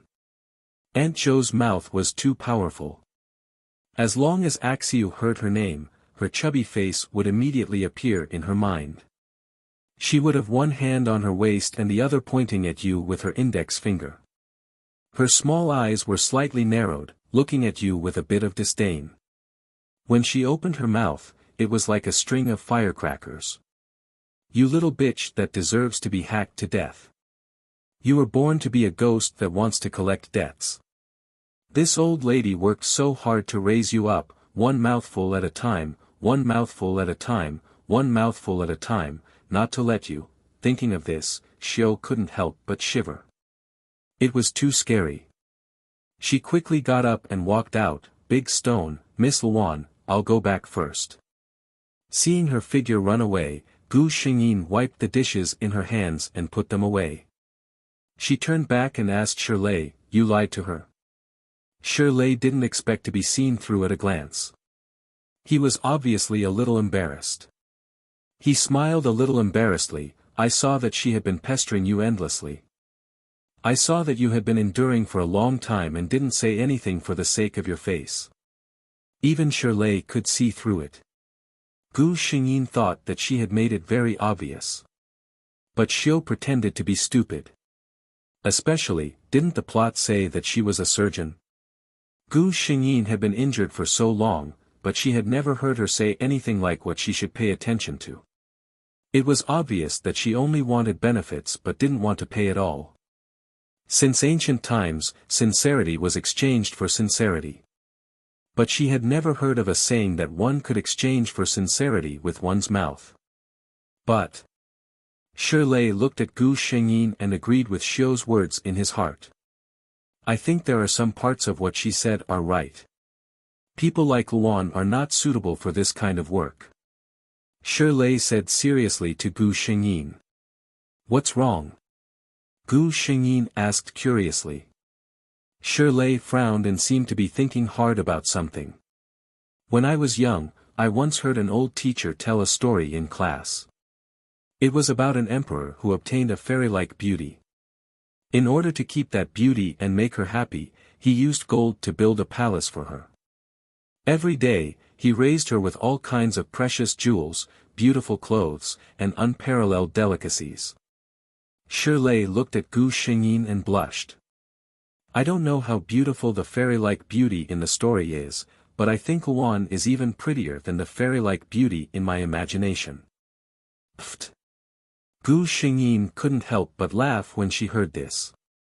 It turned out that the story of keeping a mistress in a golden house also existed in this world. She was so happy because of this alternative version of the story that she did not notice that Shirley was staring at this rare beauty with a smile. Shirley felt his heart beating very fast. Even when he was fighting against the strongest wild boar in the forest, he was not this excited. When his mother was still alive, she once touched little Shirley's hair and told him the story of the cowherd and the Vega in the sky. In the story, when the cowherd saw the Vega, his heart beat very fast, as if it was going to jump out of his chest in the next moment. His mother said that the cowherd was moved by the fairy-like beauty in the sky.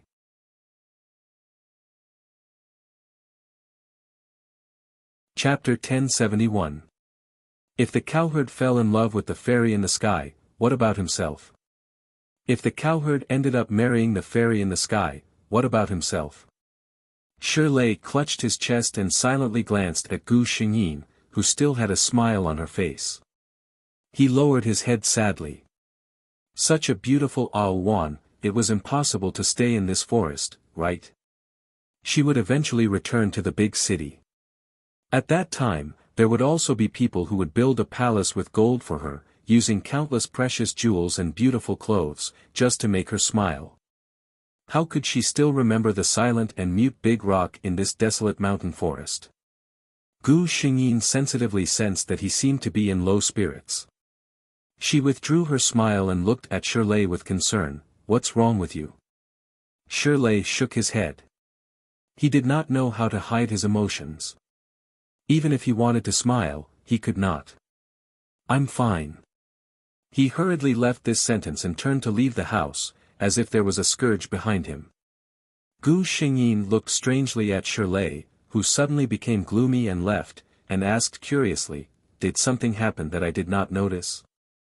The system, who saw all this, also did not understand what happened and replied, I don't understand. Host, the human emotional world is the most complicated thing. Even if the most precise calculation is activated, it will not be able to analyze anything. Gu Xingyin gave up on discussing emotions with the system. For the next 2 days, Gu Xingyin felt that Shirley was avoiding her. In the past, he would sit with her for a while after dinner. Although they did not talk much, the atmosphere between them was not bad. But now, Shirley would still come back on time for dinner, but he would not take the initiative to talk. He seemed to have really become a silent rock. Gu Xingyin did not ask him about it. She asked the system, and nothing happened to him. So, was he unhappy because of her? Fortunately, on the 3rd day, Shirley seemed to have changed back to the previous Shirley. He seemed to have figured something out. He no longer avoided Gu Xingyin's eyes, and the smile on his face increased. The system expressed that the human world was indeed too complicated. It really didn't understand. Gu Xingyin also expressed that even after being a person from so many worlds, she still couldn't understand human emotions. Another piece of good news for Gu Xingyin was that Xiao had not come for 2 days. Gu Xingyin was overjoyed when he heard the system's feedback. It turned out that it was Auntie Zhou, Xiao's mother. She insisted that her daughter must have been possessed by something strange. Otherwise, how could she explain why her obedient and hard-working daughter suddenly became a lazy and evil girl who even talked back to her mother? She specially killed a chicken and invited the most famous witch in the village, Wang Pe, to exorcise the evil spirit for Xiao. But how could there be a real witch in this world? That old lady Wang usually relied on tricking the villagers to make a living. But Axiu suffered. She was held down and beaten with a chicken feather blanket. It was called beating ghosts. Then, she was closed and drank 2 big bowls of ash water, and even drank a mouthful of rooster blood. After being tormented like this, Axiu was completely obedient. No matter what she thought in her heart, at least on the surface, she finally changed back to the hard-working, obedient, well-behaved and shy Axiu.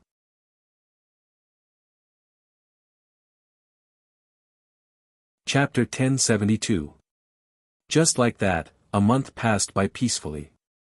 Gu Xingyin could feel that her injuries were almost healed. She didn't like to go out since she stayed in the village every day. The reason was simple: this village was almost isolated from the rest of the world. No one had come here for decades. Now there was a stranger, and a beautiful girl that no one in the village had ever seen. Every time Gu Xingyin went out, the whole village would stand at the side and look at him as if they were looking at a rare object. It was really awkward. Now that she had finally recovered, there was still more than a month before the people of Tianzi country came to find her and she recovered her memory. Gu Xingyin was thinking about how to make Shirley agree to take her out to hunt. When Shirley came back, he saw Gu Xingyin standing in the yard. He had exchanged a leopard skin for the clothes she was wearing from Auntie Zhang's house in the village. The material was light blue, and there wasn't even a pattern on it. However, Gu Xingyin just stood there quietly without any makeup on, making the winter jasmine that peeked in from the side of the fence lose its color. Wan, what are you thinking about? Shirley now got along with Gu Xingyin much more naturally. He thought it through. Anyway, it was impossible for him and Wan to be together. Then he would take care of her while she stayed in the village. At least, he could leave a good memory for himself. Gu Xingyin turned around and looked at Shirley. I seem to have remembered something just now. Shirley was delighted. You remembered? Gu Xingyin shook her head, just a fragmented memory.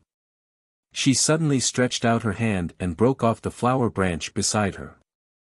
Then, with a shake of her wrist, she suddenly drew a beautiful sword flower. Shirley stared at her with his eyes wide open. This, if he didn't see wrong, what was that? He clearly felt a murderous aura from the seemingly weak flower branch. I think I know some martial arts.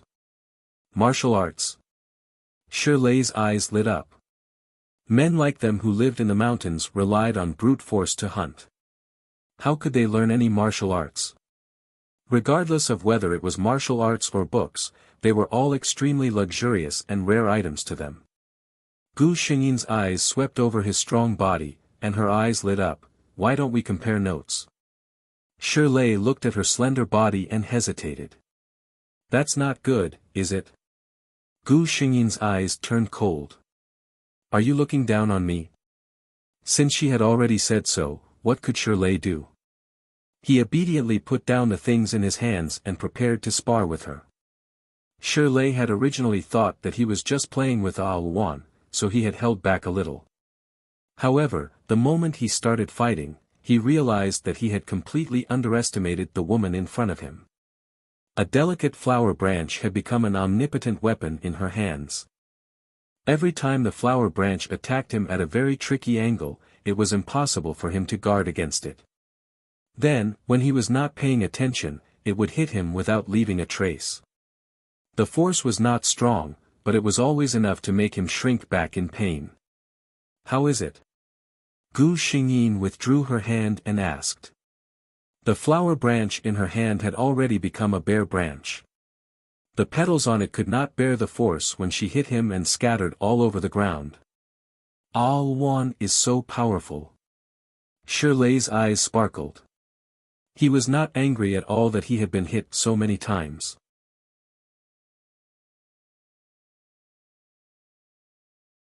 Chapter 1073. Gu Xingyin slowly calmed her breathing. She had rested for such a long time, so she still couldn't get used to this sudden change. Gu Xingyin looked at him. Do you want to learn? Why wouldn't he want to? Shirley nodded repeatedly. Wan was so weak, but she always caught him off guard. He had brute force, but it was useless against Wan. No matter how strong you are, it's useless if you can't hit someone, right? Then I can teach you. Gu Xingyin agreed readily. In her heart, there was nothing that she couldn't share with the person in front of her. Shirley hesitated. I heard that things like martial arts, like learning, can't be taught to outsiders. Gu Xingyin glanced at him. This person was too honest. She said lightly, it's not taught to outsiders. You're not an outsider. Shirley blushed again because of her words. One said that he wasn't an outsider.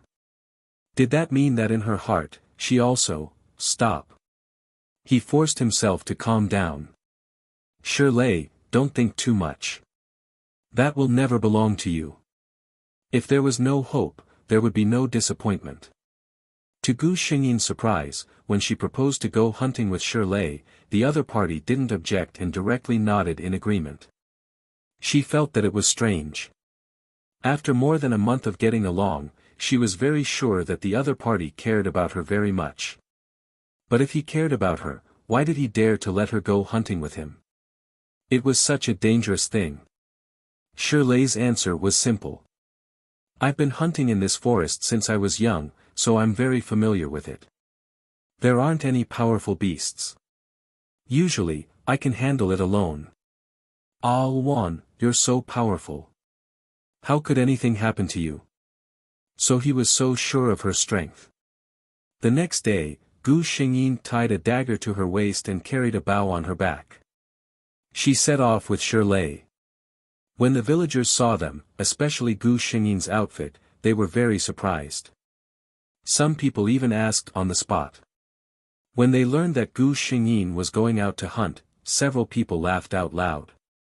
First Aunt Zhou said in a particularly loud voice, hunting has always been a man's business since ancient times. Why are you, a woman, joining in the fun?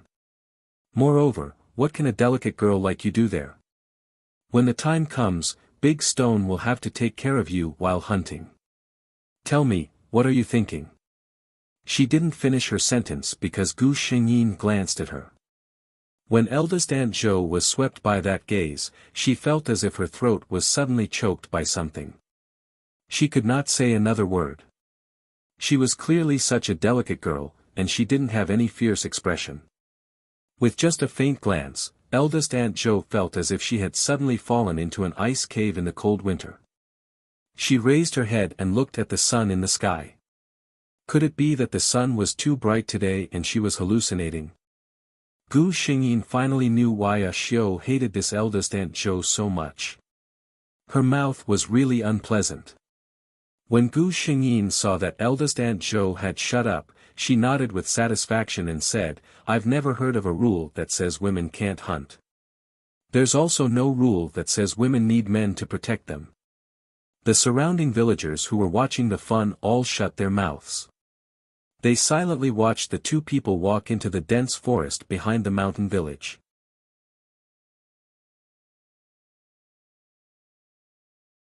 Chapter 1074. Gu Xingyin and Shirley walked into the forest. After coming out of the mountain village, Shirley did not speak, which made Gu Xingyin feel a little strange. She turned her head and found that he had been looking at her with sparkling eyes. Gu Xingyin was a little amused. She asked, Why are you looking at me like that? Shirley's face suddenly turned red when he was caught peeping at her. He stammered, No, nothing. I was just thinking about what Luan said just now. I think it's very novel and reasonable. Such words were probably the most honest and sincere praise from a man living in the mountains. Gu Xingyin's heart skipped a beat. She wanted to tease him. Oh. Then tell me, what's the reason? Shirley's face turned even redder when he heard this. He didn't know what the reason was. He simply felt that Luan was different from the women in the mountain village. This difference was not only referring to her rare beauty and elegant behavior, but also to what she did and what she said. Shirley couldn't explain it, but he just felt that Luan was different from others. He shook his head and said, I can't explain it. Then he looked at Gu Xingyin and said seriously, but I just think what Luan said is very reasonable. If what she said didn't make sense, why couldn't those people in the mountain village refute her words? Shirley's ears were red as he thought about it. Gu Xingyin looked at his honest appearance and his heart skipped a beat. Just as he was about to say something, his ears twitched. Shirley also seemed to have noticed something. He was about to say, There's prey coming, then he saw the woman beside him turn her left hand and the longbow on her back was already in her hand. She neatly nocked an arrow with her right hand. Almost at the same time, the arrow flew out like lightning in a certain direction. In the dense forest where the branches and leaves were trembling, there was the scream of an animal. They rushed over and saw that the arrow that Gu Xingyin had just shot was firmly stuck in a pheasant. The pheasant was not completely dead. Half of its body was stained with blood, and its body was still twitching and struggling. Gu Xingyin saw this and stepped forward to lift the pheasant up. She neatly twisted its neck and pulled the arrow out. Then, she turned around and met Shirley's dumbfounded gaze. "What's wrong? Are you frightened by me?" she asked. Shirley came back to his senses and looked at the pheasant in Gu Xingyin's hand. He still couldn't believe it. No, I just didn't. I just didn't expect. Luan, you are really amazing. Shirley looked at Gu Xingyin his eyes. How could there be a woman like Luan in this world? She was so beautiful, she could reason, she knew martial arts, and she was so good at archery. Shirley lowered his head and thought about it carefully. Compared to Luan, he was a grown man, but he couldn't compare to her at all. As he thought of this, he felt dejected again. People in the mountains were simple and honest and didn't know how to hide their thoughts. He felt dejected and his face showed a sense of loss. Gu Xingyin looked at him and it wasn't difficult to guess what he was thinking. She comforted him. Although I don't remember anything, look at my martial arts and archery. I must have hired a famous teacher to teach me. You relied completely on your talent. The two can't be compared. Although Shirley felt that Luan's words were a bit awkward, he could still hear that she was comforting him. Luan was really a very good woman, he thought.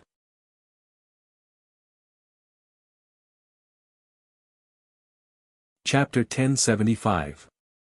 Gu Xingyin looked at Shirley, who had everything written on his face, and only felt that it was very interesting. She had seen his domineering, cold, and arrogant look many times, but this time, she felt that it was very fresh. It was also the easiest to get along with such a person. Shirley put the pheasant that Gu Xingyin had caught into the basket on his back, and the two of them continued to walk forward. Hunters relied on this forest to make a living, and also relied on the weather to make a living.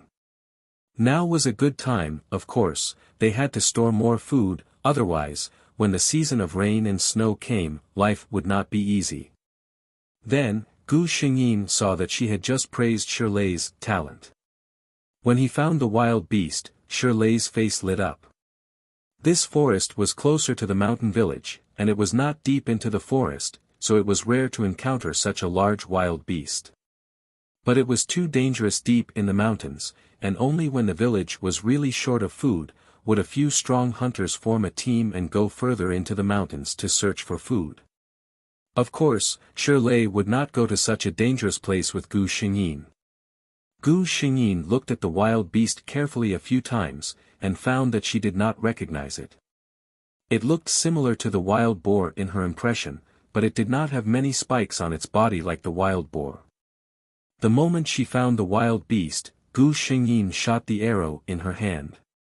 But she did not know what material the wild beast's fur was made of, and even with her strength, the arrow could not penetrate it. Even if it had something to do with the fact that Shirley's self-made arrow was not sharp enough. The wild beast's fur was also stronger than any animal that Gu Xingyin had seen before.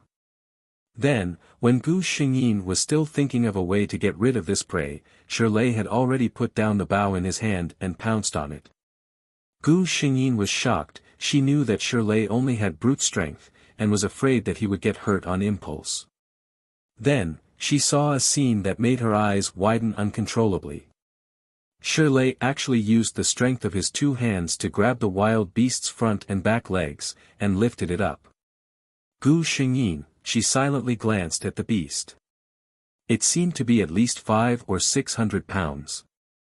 Looking at Shirley's appearance again, he couldn't see the slightest bit of reluctance on his face when he lifted the beast.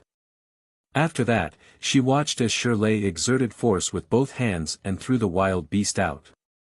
The wild beast flew out and crashed into a tree, breaking a tree that was about 10 inches wide. The beast let out a sound similar to an anguished wail. Its movements were somewhat sluggish as it got up and ran towards the forest. Obviously, it understood that its opponent was not a simple character and planned to escape.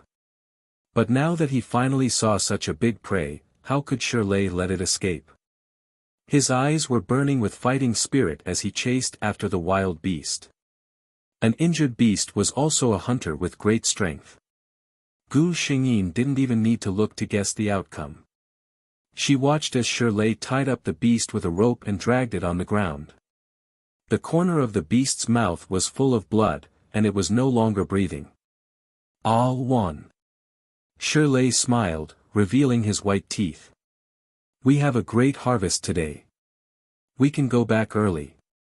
It was indeed a great harvest.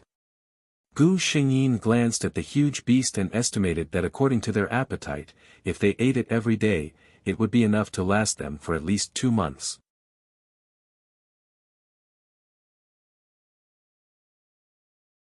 Chapter 1076. When the two of them dragged the beast back, they attracted a crowd of onlookers in the village. Aunt Zhou seemed to have forgotten what happened in the morning. She looked at the big beast in Shirley's hand enviously. She opened her mouth and said, "Aya, let me see. What did this big stone bring back? It's so big. It must be bigger than dumb insect, right? I'm afraid that the two of you can't finish this meat, right? Aya, our man hasn't come back today. I don't know if he can get enough food for our family today." Did she mean that she wanted a share of the soup? However, when Shirley heard this, he immediately laughed. "Aunt Zhou, it just so happens that I can't finish this thing." "Why don't?" Gu Xingyin saw the joy in Aunt Zhou's eyes. She faintly continued the conversation. "Why don't we dry and marinate the meat? It can be stored for a long time. We can eat it slowly." Aunt Zhou's smile suddenly froze on her face. Shirley looked at Gu Xingyin with some confusion. He didn't understand why she suddenly spoke. However, when she said this, Shirley swallowed back the words that he wanted to say. Could it be that Wan liked to eat this beast's meat? He thought about it. Since Wan liked it, then he wouldn't share it with Aunt Zhou's family. What if Wan didn't have enough to eat? Let's go back. Gu Xingyin said to Shirley. I'm a little tired today. When he heard Gu Xingyin say that she was tired, Shirley didn't care about anything else. He hurriedly asked nervously, tired? Do you feel uncomfortable anywhere? Does the wound still hurt? Let's go back quickly. The two of them talked to each other like this and forgot about First Aunt Zhou. First Aunt Zhou's fat face was very interesting. Her lips trembled and she turned around to see Xiu looking at them from the gate. She finally scolded with a trembling voice, shameless lowly wench, a loser who lives off a woman. I think you can only rely on men to support you in the future. Xiu silently listened to this woman's abuse. After these few days, she was used to this woman. As long as this woman was unhappy, she would come back and use her as a punching bag. Anyway, in her eyes, her daughter was born to collect debts, wasn't she? Axiu also knew who she really wanted to scold. However, she didn't dare to scold that person, so she could only use herself to scold him indirectly. Why was it that even though he had transmigrated, he was still the one being oppressed and bullied? Axiu didn't believe it. She didn't believe that she had transmigrated just to live a hard life in a mountain village. She also did not believe that she would live in such a small village for the rest of her life, marry an illiterate mountain man in a few years, and then live in such a small place for the rest of her life. She used to think that she could rely on Chu Feilwan to get out, but Chu Feilwan didn't even want to talk to her. In that case, he could only think of a way himself. She slowly lowered her eyes. Eldest Aunt Zhou got angry when she saw her like this. Although her daughter had been more obedient recently, her personality had become more and more gloomy. Finally, she had a sullen face. No one knew what she was thinking about. It made people panic when they saw her. Why are you standing here like a block of wood? Have you washed the clothes at home? Have you peeled the corn in the yard? Do you really think you're a female bodhisattva? As long as you sit and don't do any work, the house doesn't raise idle people.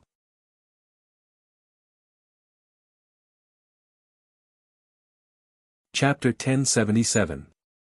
Does One like to eat wild beast meat? Shirley asked. Gu Xingyin turned her head strangely. She didn't understand why he asked this question. Looking at her expression, Shirley knew that he was probably wrong. He explained embarrassedly, when I heard you say that, I thought you liked to eat this meat very much.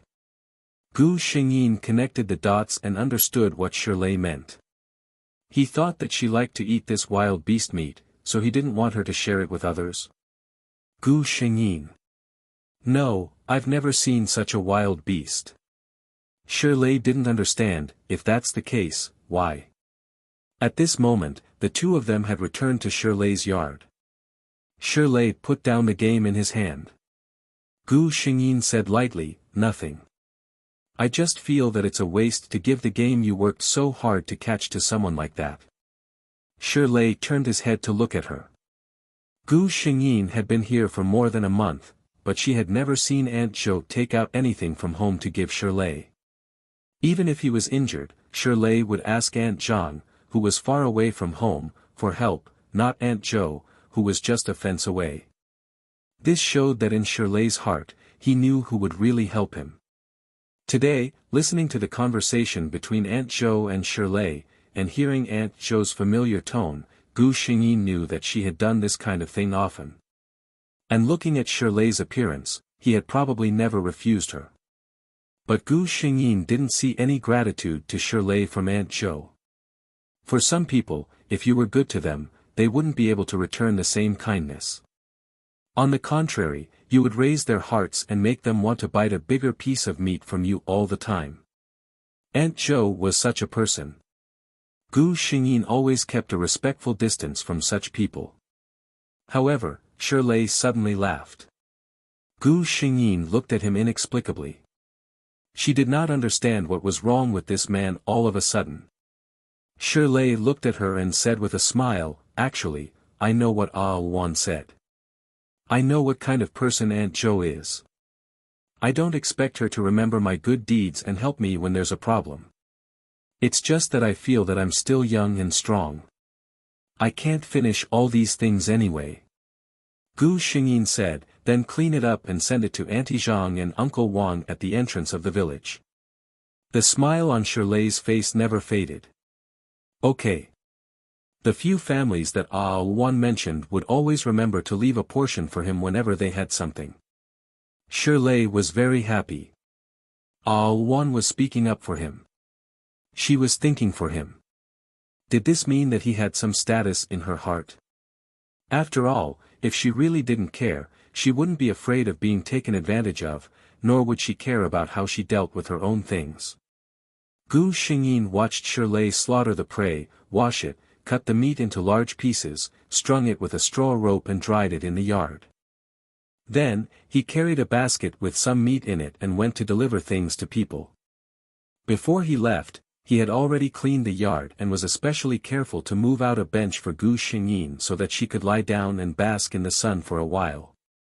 However, Gu Xingyin didn't enjoy the spring sunshine for long before an unexpected guest came to the yard.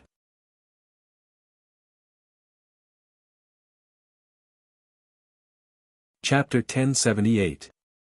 Miss of Wuhan. The person who came was a Xiu, whom she had not seen for a long time. Gu Xingyin raised her head to look at her. From the looks of it, a Xiu had not been living very well during this period of time. Her originally plump figure had now slimmed down, her face was somewhat haggard, and her eyes were gloomy. She did not even look as lively and cute as before. What's the matter? Miss Xiu. The eldest brother of the Shi family is not home. If you want to find him, you can come back later. Gu Xingyin said lazily. Xiu looked at her with some jealousy.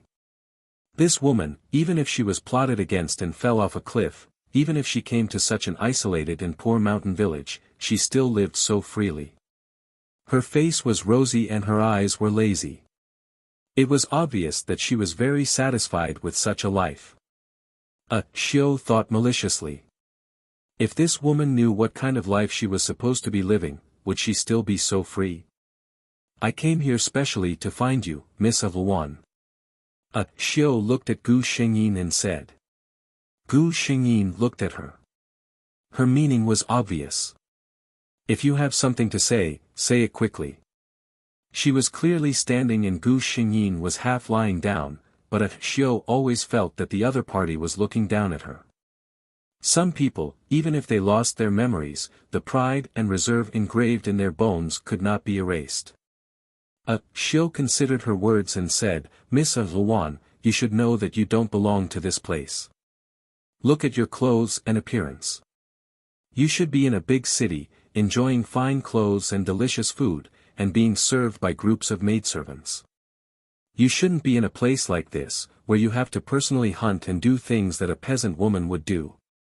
After she finished speaking, she looked at Gu Shengyin, waiting for her reaction. Unfortunately, Gu Shengyin did not give her any reaction. She said lazily, oh, perhaps. I don't remember anything. Xiao was furious when she heard this. How come she had never heard that the Qingluan king had such a lazy personality after losing her memories? Wasn't she supposed to be a domineering and cold beauty? She was unhappy in her heart, so her tone naturally carried a hint of disappointment. You're living a leisurely life here, but do you know how many people are looking for you outside? Your family members must be very anxious right now. Don't you think about them? Gu Shengyin's expression didn't even change when she heard this. Thank you for worrying about me, Miss Xiao, but I don't have any memories of the past. Even if I want to go out, I don't know who to look for. It's better to recuperate first. Axiu, how could there be such a stubborn person in this world? But then again, how could a woman like the Green Phoenix King be so easily swayed by the words of others? After talking for a long time, Gu Shengyin didn't move at all. Xiao knew that her first plan had failed. But it didn't matter. She still had a second step. She said, Miss Wuhan, I found a kind of herb today. It said that it's very effective in treating injuries and clearing blood stasis. Do you want to try it? Gu Shengyin was a little amused. How could a village girl who had never learned medicine know medicine? It seemed that Xiao really couldn't help it.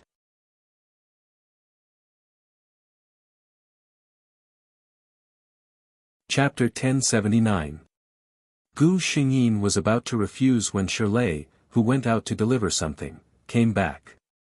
Xiao, I watched you grow up. How come I don't know where you learned that medicinal herb? Shirlei looked a little bad. He was still carrying an empty basket in his hand. Gu Shengyin looked at it and saw that there seemed to be a fish jumping around in it. He wondered which family saw him send something over and gave him a gift in return. Xiao's eyes flashed when she saw Shirlei. When she first came to this world, it was not that she did not have thoughts about Shirlei. This man was handsome, had a good figure, and a good temper. If he was in the world she came from, he would definitely be the best choice for a good husband. But she finally gave up the idea. No matter what, he was just a mountain village hunter. It was impossible for her to stay in this place. When she went out, she would not be afraid that she could not find a better man. In her heart, she still looked down on people like Shirlei who lived in the mountains.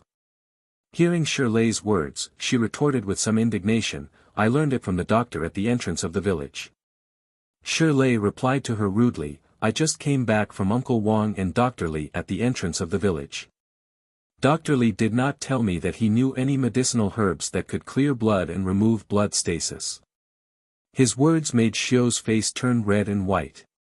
Shirlei continued, Xiao, Shi too has watched you grow up. I really don't know what's wrong with you recently. If you don't know something, don't talk nonsense. You can't talk about things that you've drunk. Be careful that Aunt Zhou will scold you again. Xiao saw that the two people did not believe her and heard Shirley mention Aunt Zhou. She knew that her plan was probably hopeless. She went out with a bad face. Shirley saw her leave and said to Gu Xingyin, I always feel that Xiao has been strange recently. If she says anything to you, you must not believe it. Gu Xingyin nodded, don't worry. She changed the topic. I think that fish is quite fat. Where did it come from? Shirley glanced at it and said with a smile, Auntie Zhang gave me one of the fish her son caught in the river today. Let's have fish soup for lunch today. Gu Xingyin glanced at him. Did you get any gifts from Aunt Zhou's family in return? Shirley looked at her and smiled. I know. You don't look like such a petty person. Their relationship progressed very quickly. He could now speak to Gu Xingyin in such a relaxed tone. Based on Shirley's understanding of Wan, she obviously didn't care about money and treasures. He didn't know why she was so against Aunt Zhou's family. Gu Xingyin glanced at him. Do you think I care about those pieces of meat? I just feel that since you've worked so hard to hunt this prey, why bother to pay respects to that ingrate? It was fine to say that she was narrow-minded or calculative, but she just didn't want to. Shirley continued to smile. I know. I know. You're doing it for my own good. She clearly cared about him. How could Wan be so considerate? Shirley thought happily in his heart. Sure enough, there was no woman better than Wan in this world. The two of them happily drank a pot of fish soup, and the days passed leisurely and leisurely. Gu Xingyin calculated the time. Tianza's people should find them in half a month. Her memory was about to be restored.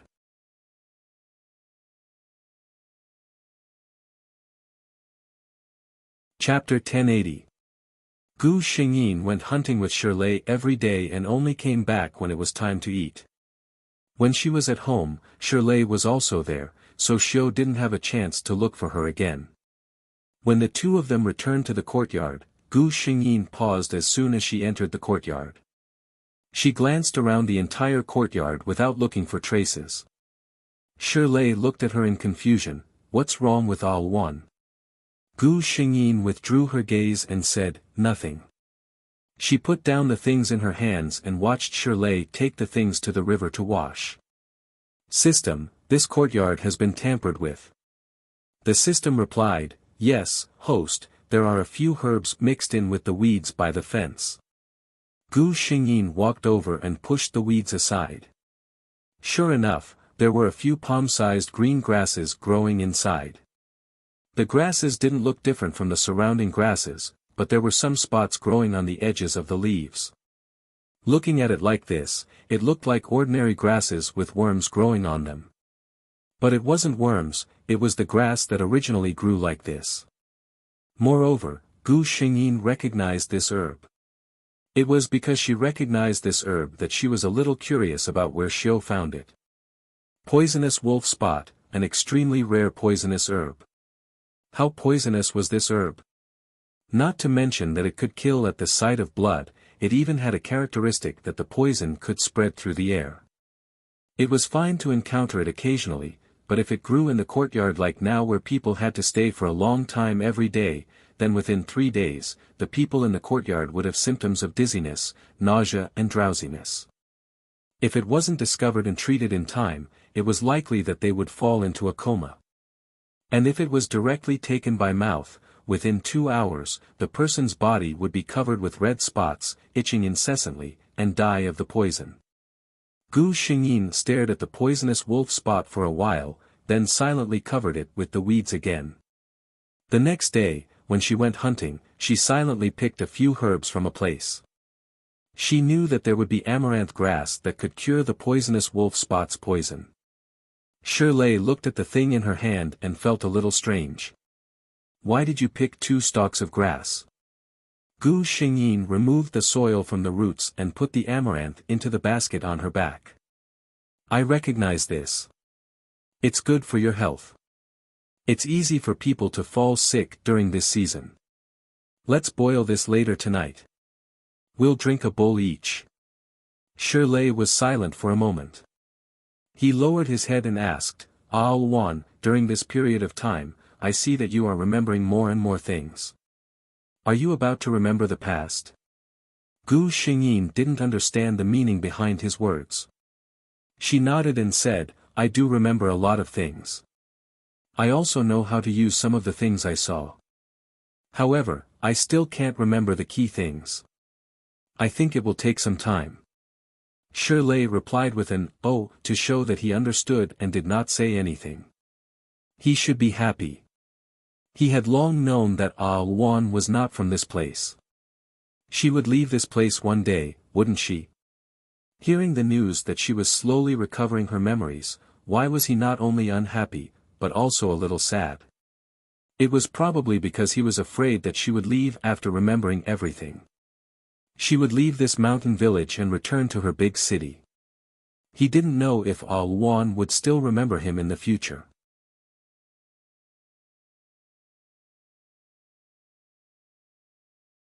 Chapter 1081. Shirley tried his best to convince himself not to have such selfish thoughts. But he couldn't hold it in. Gu Xingyin looked at him, who was hanging his head and looking downcast, like a big dog that desperately needed its owner's comfort. Gu Xingyin silently resisted the urge to pinch his furry head. This man, why was he like a child, throwing a tantrum at the slightest disagreement? Gu Xingyin thought to herself in distress. Sigh, it seemed that she would have to teach him a good lesson in the future, so that he could be tough.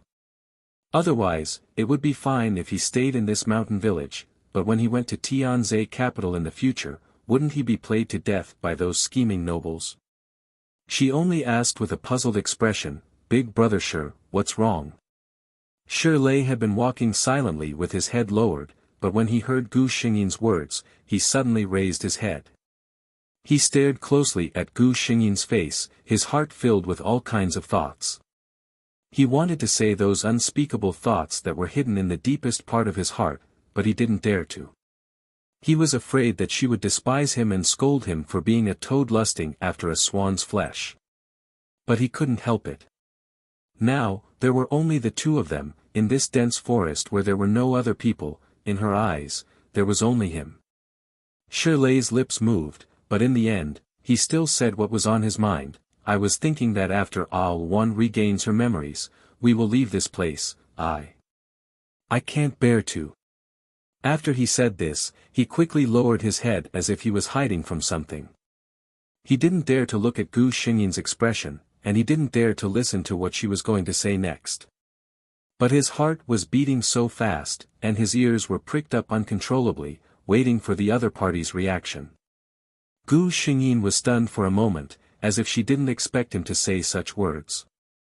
In her heart, after she regained her memories, she would definitely leave this place, and Shirley would definitely leave this place with her.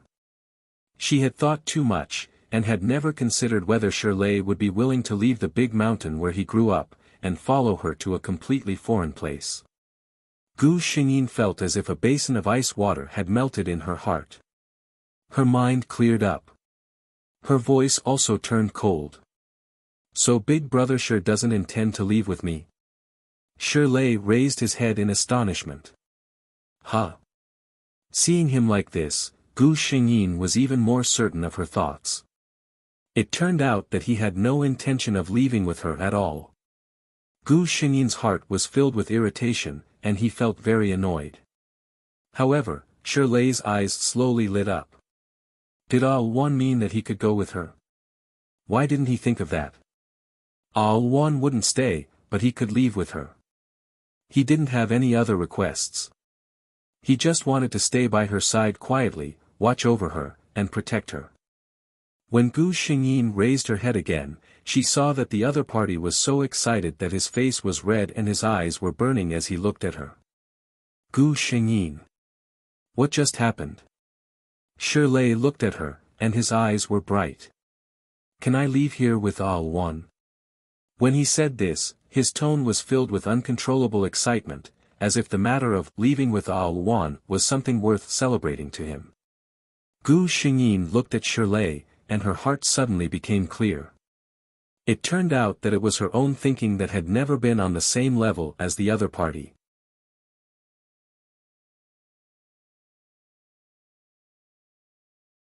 Chapter 1082.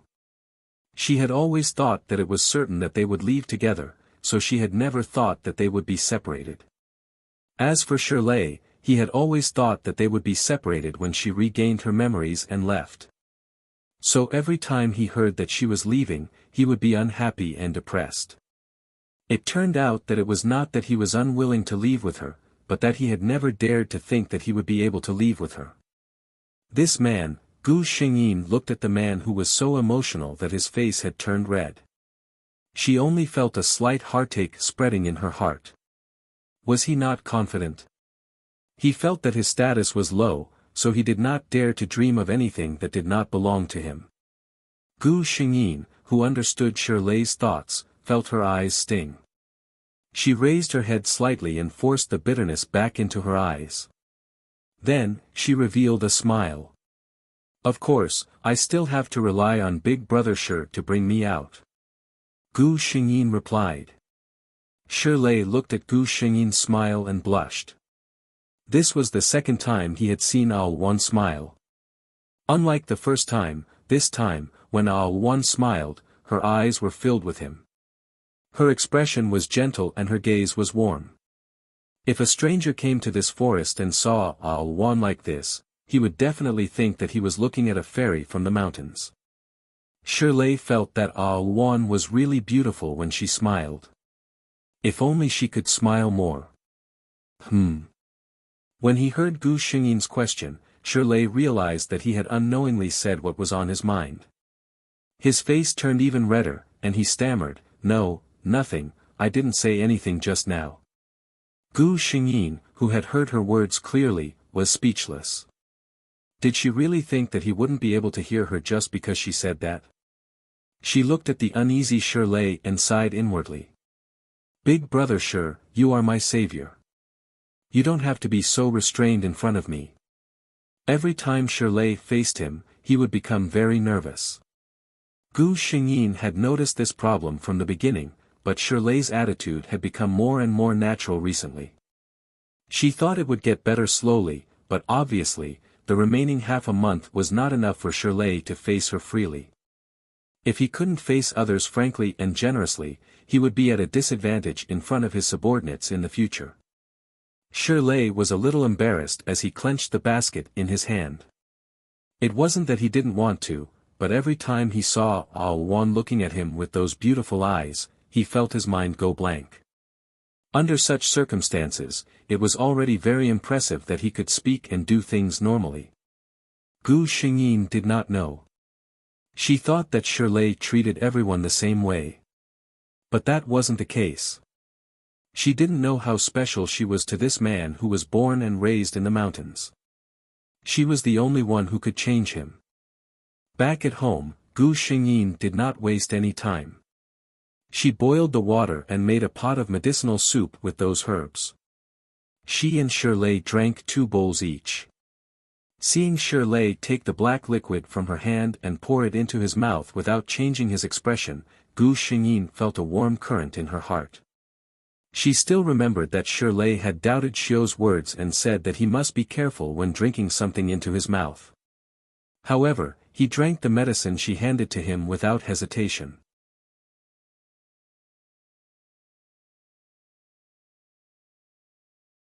Chapter 1083.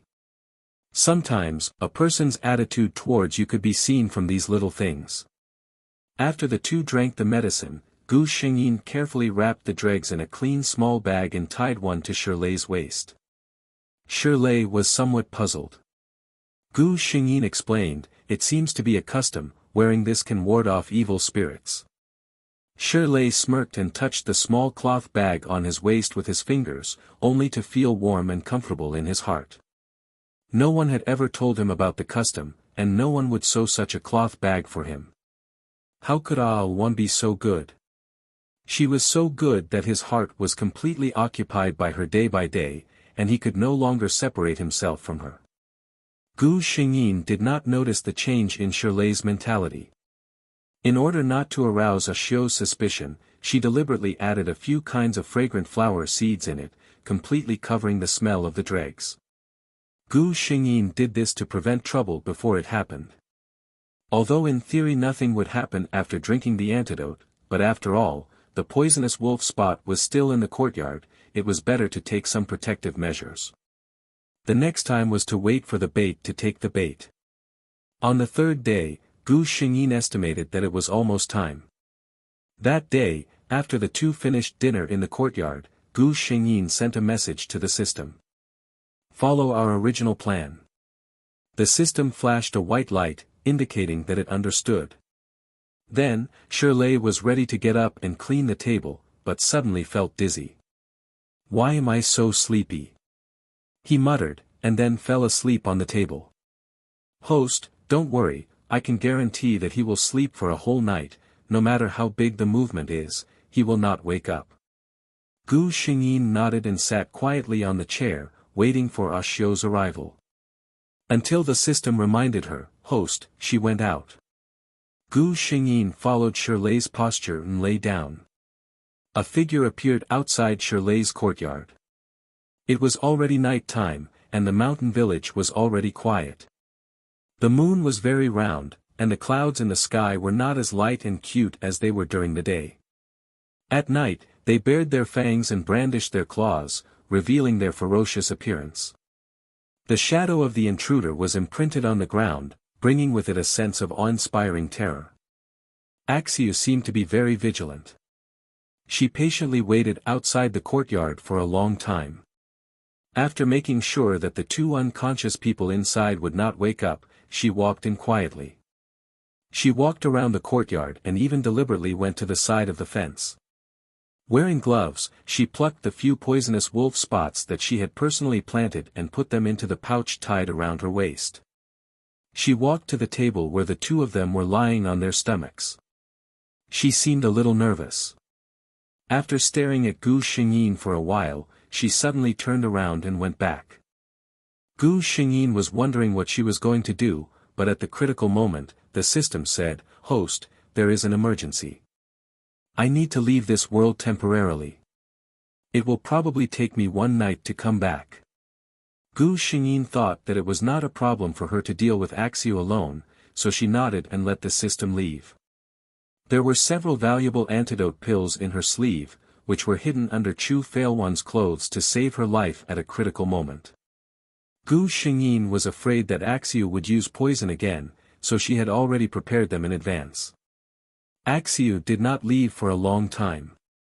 When she came back again, she seemed to be in a very good mood, and even her steps were very light. Gu Xingyin was very curious about what she had done. Axiu did not waste time this time. She pulled Gu Xingyin up from the table and then put her on her back. She carried the unconscious Gu Xingyin and walked into the deep mountain at night.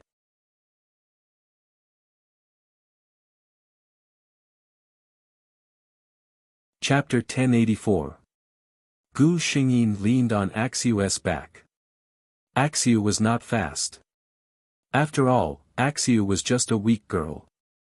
It was not easy for her to carry Gu Xingyin, who was taller than her. Gu Xingyin looked at the direction Axiu was walking. She seemed to have a clear goal. Obviously, Axiu even knew where the destination was. She must have been planning for this for a long time. After walking for about an hour, Axiu even stopped to rest twice during this time. They finally arrived at the destination. Without the system, Gu Xingyin could not see the environment around her. But when she was put on the ground, she quickly opened her eyes to take a look. It was a cave. It was very clean inside. Obviously, it had been cleaned by someone. There was hay inside, and there was even a cloth bag on the side. It was very likely that there was food inside. This was what Gu Xingyin saw at a glance. Obviously, this was the place Axiu was going to take action. Gu Xingyin also knew how Axiu lived alone in the deep mountains for so long after killing Chu Failwan in the original plot. It turned out that she was prepared. Axiu put Gu Xingyin on the ground. She sat on the side and panted for a long time. She walked for an hour with a person on her back. In addition, she was excited and nervous about what she was going to do. Her heart beat a little faster. Axiu pressed her chest tightly, finally calming her wildly beating heart a little. She turned her eyes and stared at Gu Shengyin's face, who was facing her with her eyes closed. "So beautiful," she murmured. In the world where she came from, technology was very advanced. Those men and women with outstanding looks could even make a living with their looks and become the idols of many people with good looks. It could be said that ordinary people could see countless beauties through some media. But in Axiu's eyes, those men and women who were called the first beauty by the media and were seen once in 1,000 years could not be compared to this woman. In the situation where the news was blocked and there was no publicity, she became the recognized first beauty in the 5 continents and 12 countries. If one didn't see it with their own eyes, it would be hard to imagine. Her greedy eyes scanned every inch of Gu Shengyin's face. Whether it's the shape of the face, the eyes, the beauty, the nose, the mouth, and even the ears, they are all perfect. Her gaze became more and more heated. "Soon, this will all be mine." Axiu took the bag that she had prepared for a long time and opened it. There were knives that had been polished until they were smooth, and some herbs that emitted a strange smell. She gently picked up a knife. The knife was very thin, and it reflected a pale white light under the faint light of the oil lamp in the cave. "Don't blame me, Qingluan King. I didn't intend to do that." She seemed to be talking to the unconscious Gu Shengyin, but she also seemed to be talking to herself. "If you simply accept my goodwill and let me leave this place with you, how great would that be? But you didn't want to talk to me at all. I put down my face, put down my reservations, and tried to please you like a dog. Unfortunately, you didn't accept it at all. I was really forced to the point that I had no other choice. If I continue to stay in this place, I will die. But I don't want to die, so I can only wrong you." She moved her body and came to Gu Shengyin's side. "Don't worry, I will use your identity to return to Tianzhe and pass down your name as Qingluan King."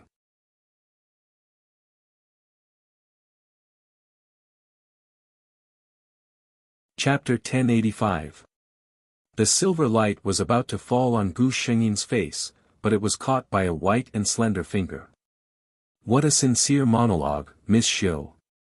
A cold and cheerless voice rang out in the empty cave. The temperature in the cave seemed to have dropped because of her voice. Axiu was startled by this sudden sound and her hand trembled. The saber fell to the ground and made a crisp sound. It caused a clear echo in the cave. Gu Shengyin opened her eyes and stood up from the ground. She gently kicked with the tip of her foot, and the small knife was kicked far away. She leaned over and looked at Xiu, who was still sitting on the ground. "Now, can you tell me, Miss Xiu, who are you? How could a girl who was born in the mountains and never went out know her identity, and what strange name, King Qingluan?" Xiu's face suddenly turned pale. "Chu Feiyuan, you didn't lose your memory?" Gu Shengyin gently shook her head. "No, I just suddenly remembered." Xiu's face suddenly became dejected. "Your Highness, I am just a pitiful girl in the mountains, and I want to borrow your strength to leave this man-eating mountain." As she spoke, she secretly looked at Gu Shengyin's expression. Seeing that the other party's eyes seemed to reveal a trace of compassion, she was overjoyed and slowly stood up. "Your Highness, I really don't have any bad intentions." She suddenly waved her sleeve, and a white powder was thrown towards Gu Shengyin. But Xiu didn't even see Gu Shengyin's movements clearly, and the other's figure disappeared in front of her.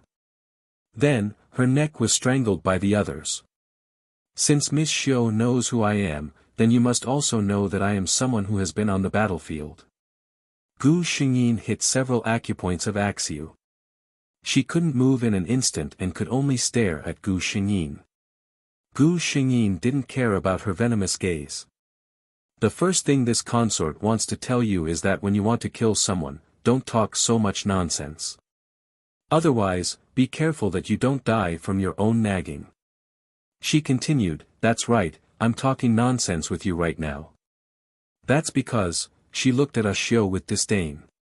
You are no threat to me, Miss Ah Xiu. Xiu glared at Gu Xingyin so hard that her eyes almost bled. Gu Xingyin didn't care at all. Let me guess. You were holding a knife in front of my face. Were you trying to take my life? Or do you want to humiliate me? Let me guess, it should be both, right? It seems that Miss Axiu still wants to replace this consort's identity. Gu Xingyin said coldly. Unfortunately, you don't have the ability, and you don't have the life. She knew what kind of words could hurt Xiu the most for a woman with a lofty heart like Xiu. Sure enough, if the gaze could turn into a sharp weapon, Gu Xingyin would have been shot to death by Axiu's venomous gaze. Unfortunately, Axiu's gaze didn't have this ability, so she could only stare. Don't look at me like that.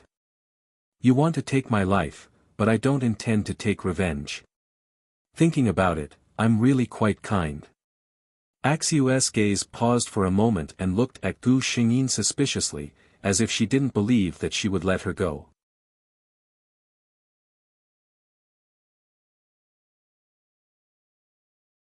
Chapter 1086.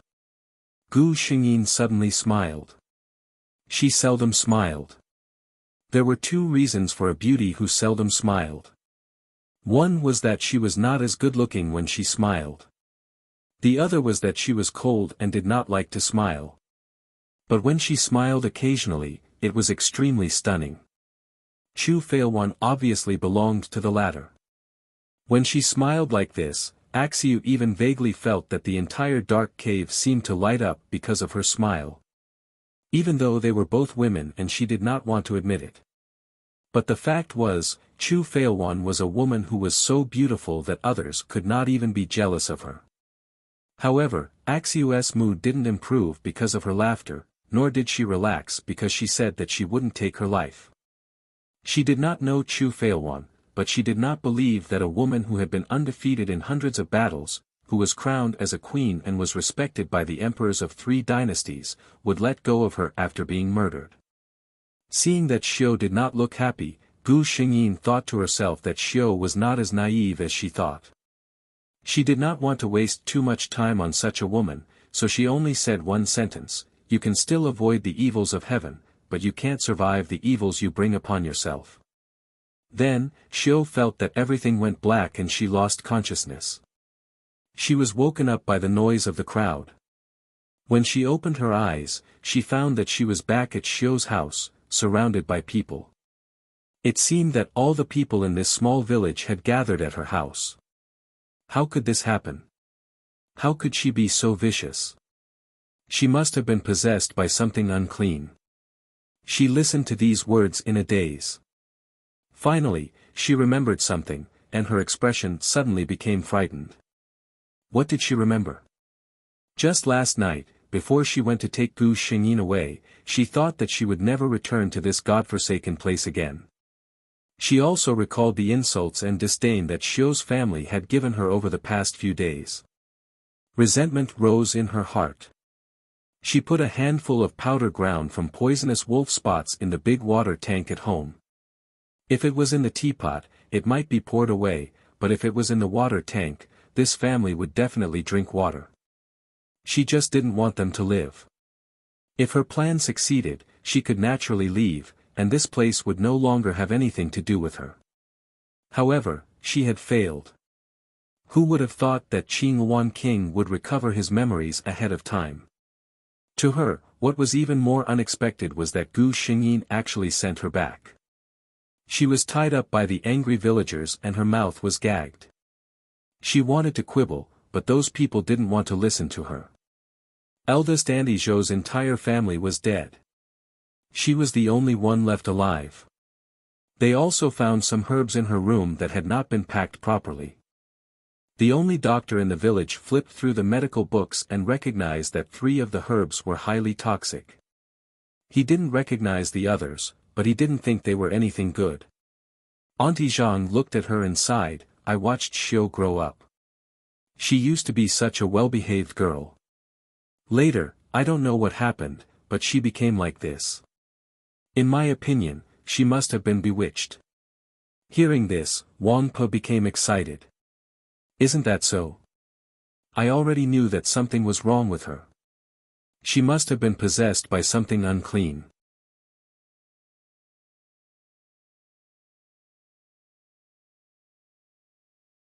Chapter 1087.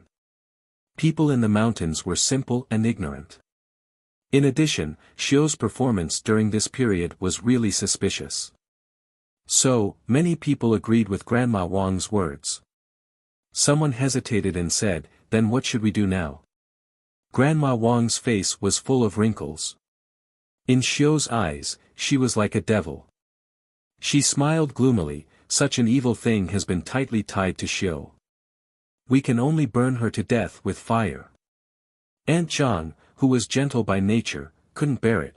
"That's too cruel." Grandma Wang was full of energy at this moment. It seemed that if she could really burn Xiu to death this time, she would get immeasurable merits. She turned around and looked at the villagers. "You think it's cruel? Think about it. This evildoer can even kill her own parents and siblings. If she is left alive, who can guarantee that she won't have bad thoughts about others?" As soon as she said this, everyone was silent. Yes. Xiu didn't even recognize her own parents. What if they were poisoned to death? What if they were harmed in the future? The village was noisy, but Shirley didn't know at all. He came in the morning. After eating with Gu Xingyin, he went hunting in the mountains. In the morning, he was still wondering why he fell asleep directly in the yard last night. Gu Xingyin casually changed the topic with a few words. The two of them were hunting here. The people who stayed in the village had tacitly agreed with Grandma Wang's words. Xiu, who had been listening to the villagers' discussion, opened her eyes wide. Her body was tied up and her mouth was gagged. She could only twist crazily as if she was crazy. But she didn't know that her appearance made people believe that she was really possessed by a ghost. Xiu's mind was full of the words, "Fire, now." She was a surgeon herself and had seen all kinds of burn patients in the hospital. The burned skin, the disgusting and ferocious appearance, the painful wails of the patients, and the condemnation of the people around who didn't listen to her kept repeating in her mind. It could make people crazy. Her struggle was useless. A tall pile of firewood was set up at the entrance of the village. She was even splashed with some oil and tied to the pile of firewood. Under the pile of firewood were 4 corpses covered in white cloth. They were Xiu's parents and 2 younger brothers. The 4 of them died in a rather miserable manner. Even the man who dared to fight with the wild beasts in the village had an ugly expression on his face after seeing this. Wang Pe had said this, only by seeing the evil spirit die in front of them with their own eyes would the 4 of them be able to rest in peace. Only then would their souls be able to enter the cycle of reincarnation and become humans again. Axiu was already in despair. At this level, unless a miracle appeared, she would not be able to escape no matter what. The flame ignited and instantly leaped onto her skin. Ah! She raised her head, and the feeling of the flames burning her body made her let out a silent scream. It was so painful. Why wasn't she dead? Why did she come to this world? The villagers silently looked at the figure twisting and turning. Some soft-hearted people silently turned their heads away, unable to bear to continue watching, but no one opened their mouth to stop him. By the time Gu Xingyin and Shirley returned to the village, everything was almost over. The body above the bonfire had long lost its vitality. It could not even be called a body now. All that was left was a pile of charcoal.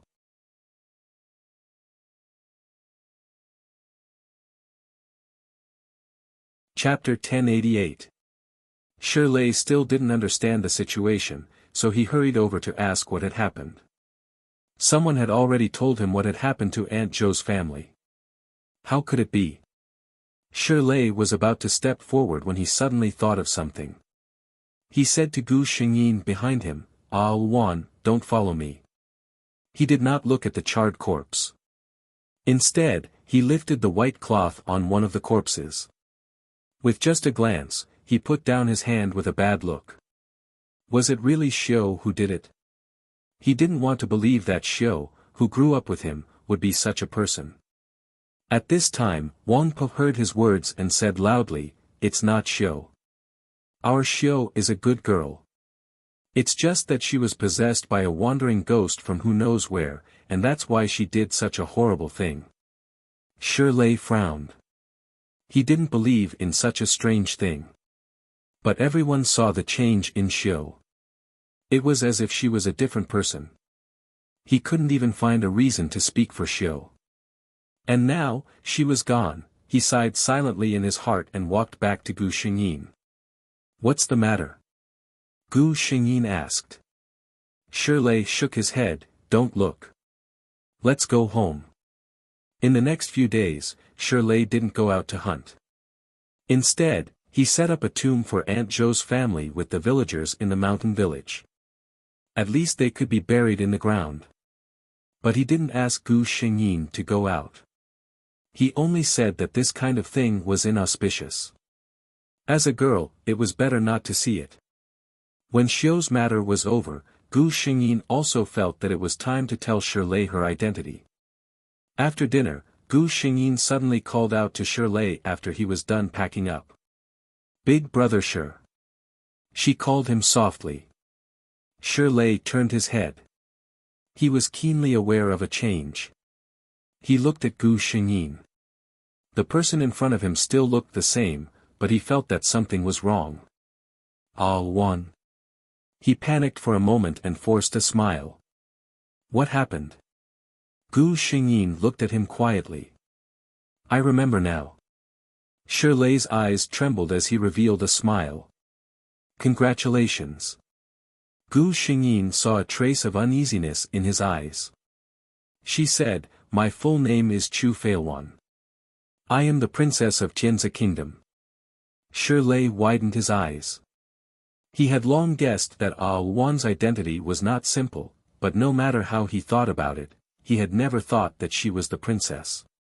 In their small mountain village, even the county magistrate was a legendary figure.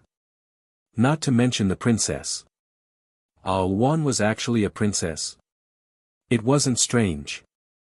For a woman like Luan, if she wasn't a princess, who else could be worthy of her? Shirley didn't know what he was feeling right now.